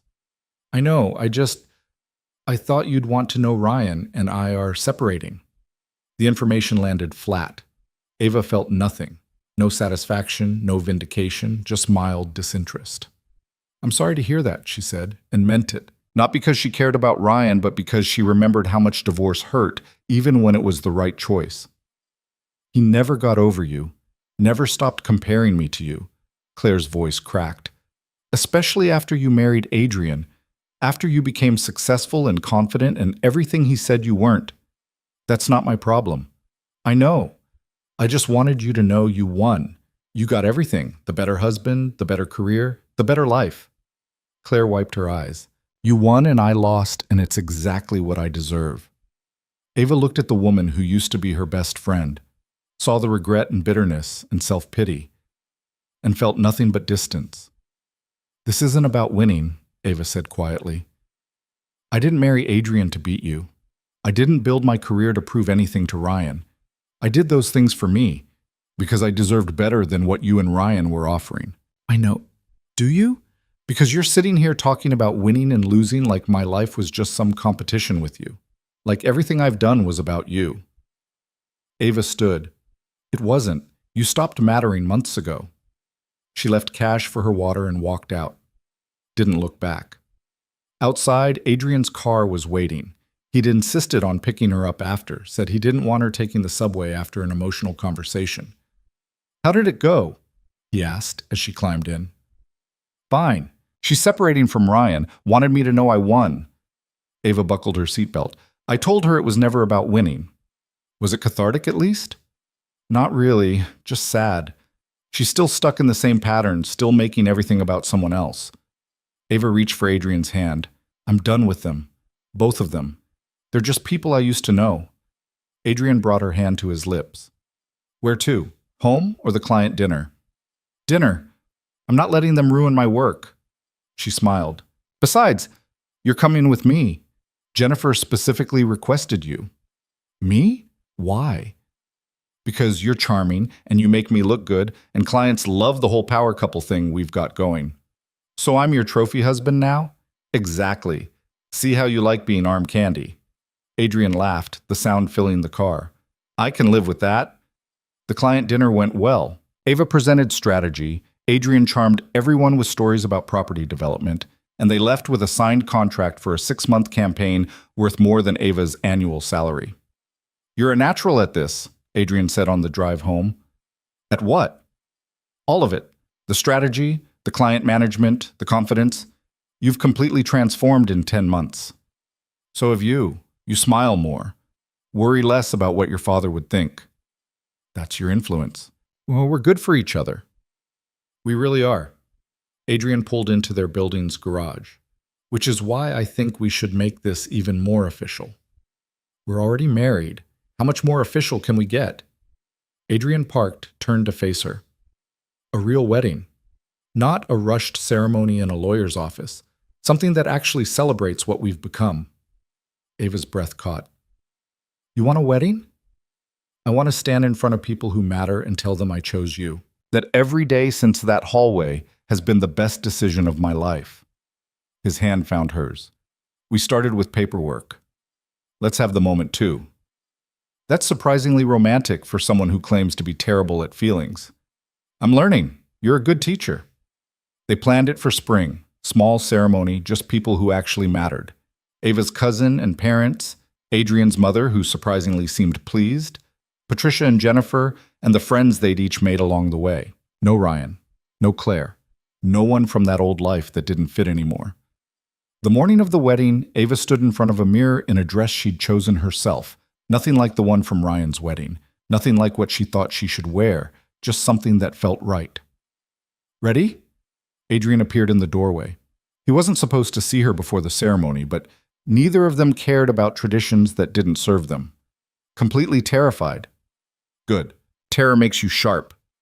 He came up behind her, met her eyes in the mirror. You look beautiful. You're biased. Absolutely. Doesn't make it less true. His arms wrapped around her waist. Thank you. For what? For crashing that wedding, for being reckless enough to marry me, for proving me wrong about relationships. He kissed her temple. For being exactly what I didn't know I needed. Ava turned in his arms. Thank you for seeing me when I couldn't see myself. For giving me armor when I needed it and helping me take it off when I didn't. She smiled. For being the best fake husband who became a real one. We should probably go. People are waiting. Let them wait. I'm having a moment with my husband. They stood there in the getting ready room, holding each other, neither one in a rush to perform for anyone else. Because that was the thing they'd both learned. Life wasn't about performing. Wasn't about being perfect or meeting expectations or proving anything to people who didn't matter. It was about finding someone who saw your cracks and loved you anyway. Who challenged you to be better while accepting you exactly as you were. Who turned your reckless desperation into something beautiful. The ceremony was short and sincere. Adrian's vows made people cry, including Adrian himself, which he pretended didn't happen even though everyone saw. Ava's vows were a love letter to the man who'd given her an escape route and became her home instead. At the reception, they danced to a song they'd picked together. No performances, no pretending, just two people who'd found each other in a hallway and decided to keep choosing each other every day after. Any regrets? Adrian asked as they swayed together. Not one. Even though I'm still terrible at feelings? Even though you're getting better. Ava looked up at him. Besides, I didn't marry you for your emotional availability. I married you for your property portfolio. Obviously. Why else would anyone marry me? Your devastating good looks? Also acceptable. They kissed, and people clapped, and Ava thought about the girl who'd walked into a wedding wearing borrowed confidence and a cheap dress. The girl who'd been so broken, she married a stranger just to feel whole again. That girl was gone. She'd been rebuilt into someone stronger, someone who knew her worth, someone who didn't need saving because she'd learned to save herself. The man in her arms had been part of that transformation. But Ava had done the real work, had chosen to fight instead of run, to build instead of hide, to become instead of merely survive. A year ago, she would have said love was a fairy tale that always ended in disappointment. Now she knew better. Love was messy and complicated and required constant work. It was choosing someone even when they drove you crazy. It was learning to trust again after betrayal. It was building something real out of something that started as pure convenience. It wasn't perfect, neither of them were. But it was theirs, and that was enough, more than enough. As the night wound down and guests started leaving, Adrian pulled Ava aside. Ready to go home? Home. The penthouse that used to feel borrowed now felt like exactly where she belonged. Always. They left their own wedding early, drove through the city they'd both learned to navigate together, and climbed into bed still wearing their wedding clothes because they were too tired and happy to care about wrinkles. I love you, Adrian said in the darkness. I love you too. Even though I'm emotionally unavailable and work too much? Especially because of that. You're my favorite disaster. Ava curled into his side. Besides, you're getting better at the feelings thing. Give it another year, and you might even tell me when you're upset instead of just brooding silently. Don't push your luck. But he was smiling. Ava could hear it in his voice. They fell asleep tangled together, just like every night before. Except this time, there was no contract expiration date looming, no arrangement ending, no pretending they were anything other than what they'd become. Just two people who'd taken the biggest risk of their lives and somehow, against all odds, made it work. And in the morning, they'd wake up and do it all again. Choose each other, build together, love imperfectly but honestly. It wasn't the fairy tale Ava had imagined when she was younger. It was better, because it was real.